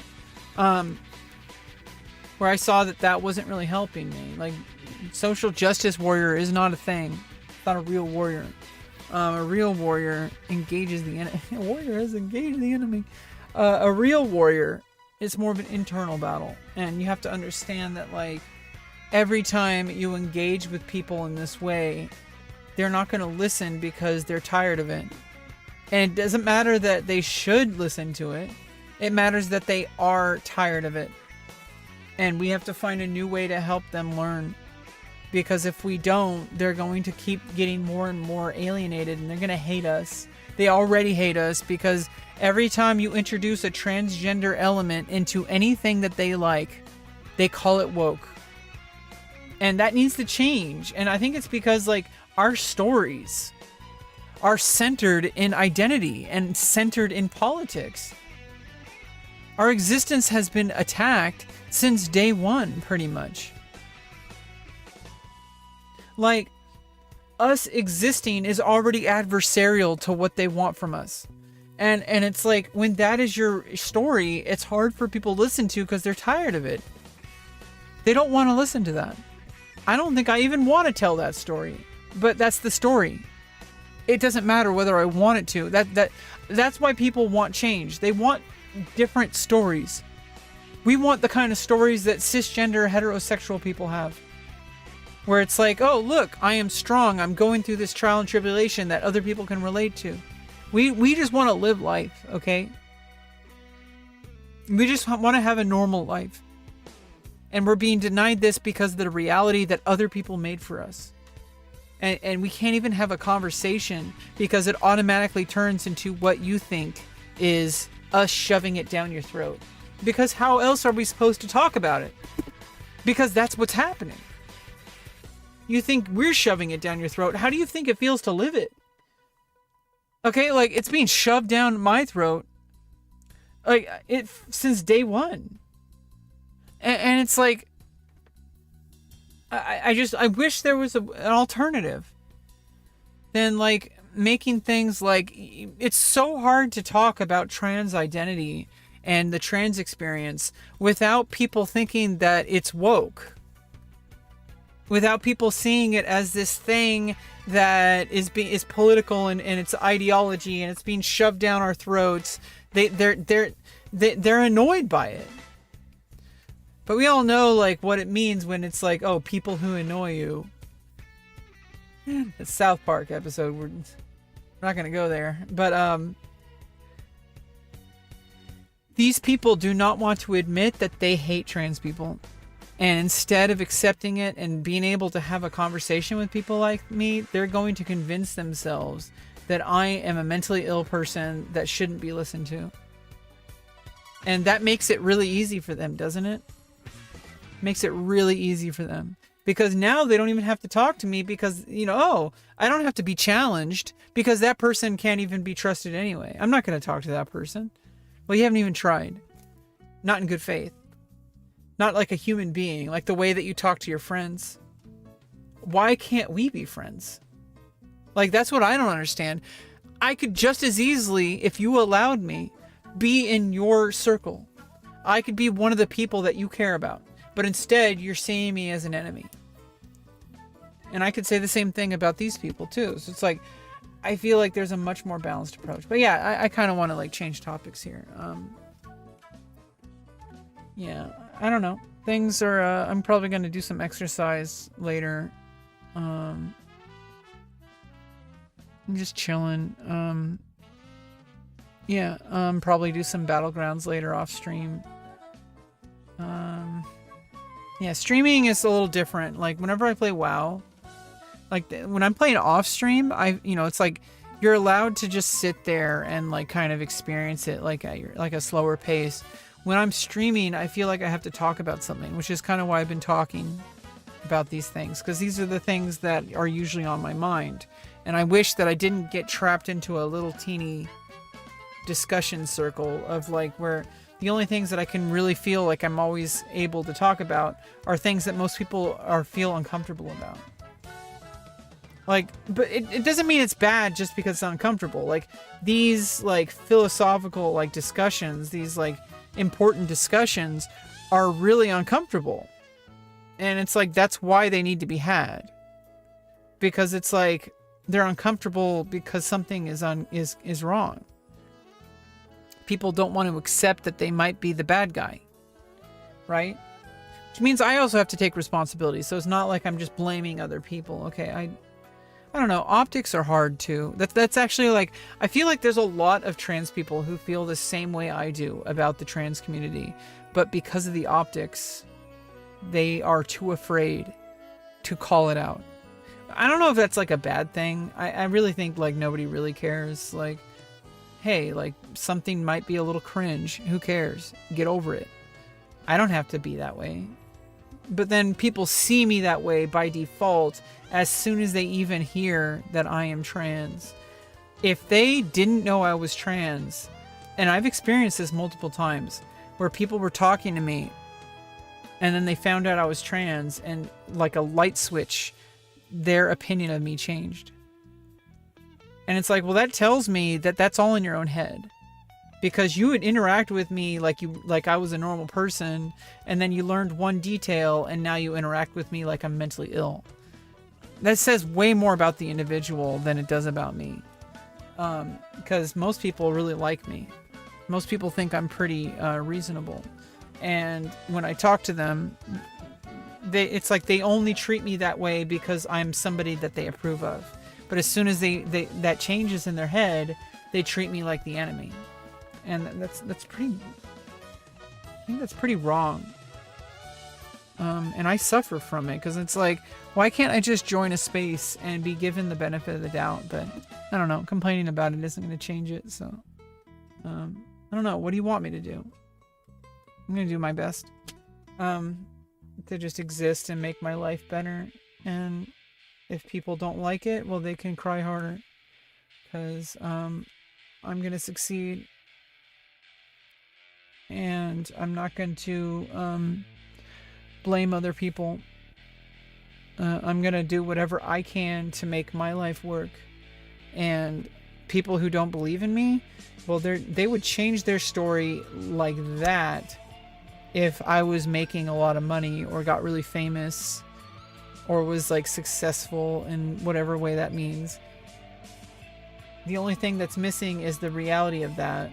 And if that changed, their opinion of me changes, then maybe they're already suspect. Because that's the type of person that their acceptance of you is contingent on you matching what they want from you.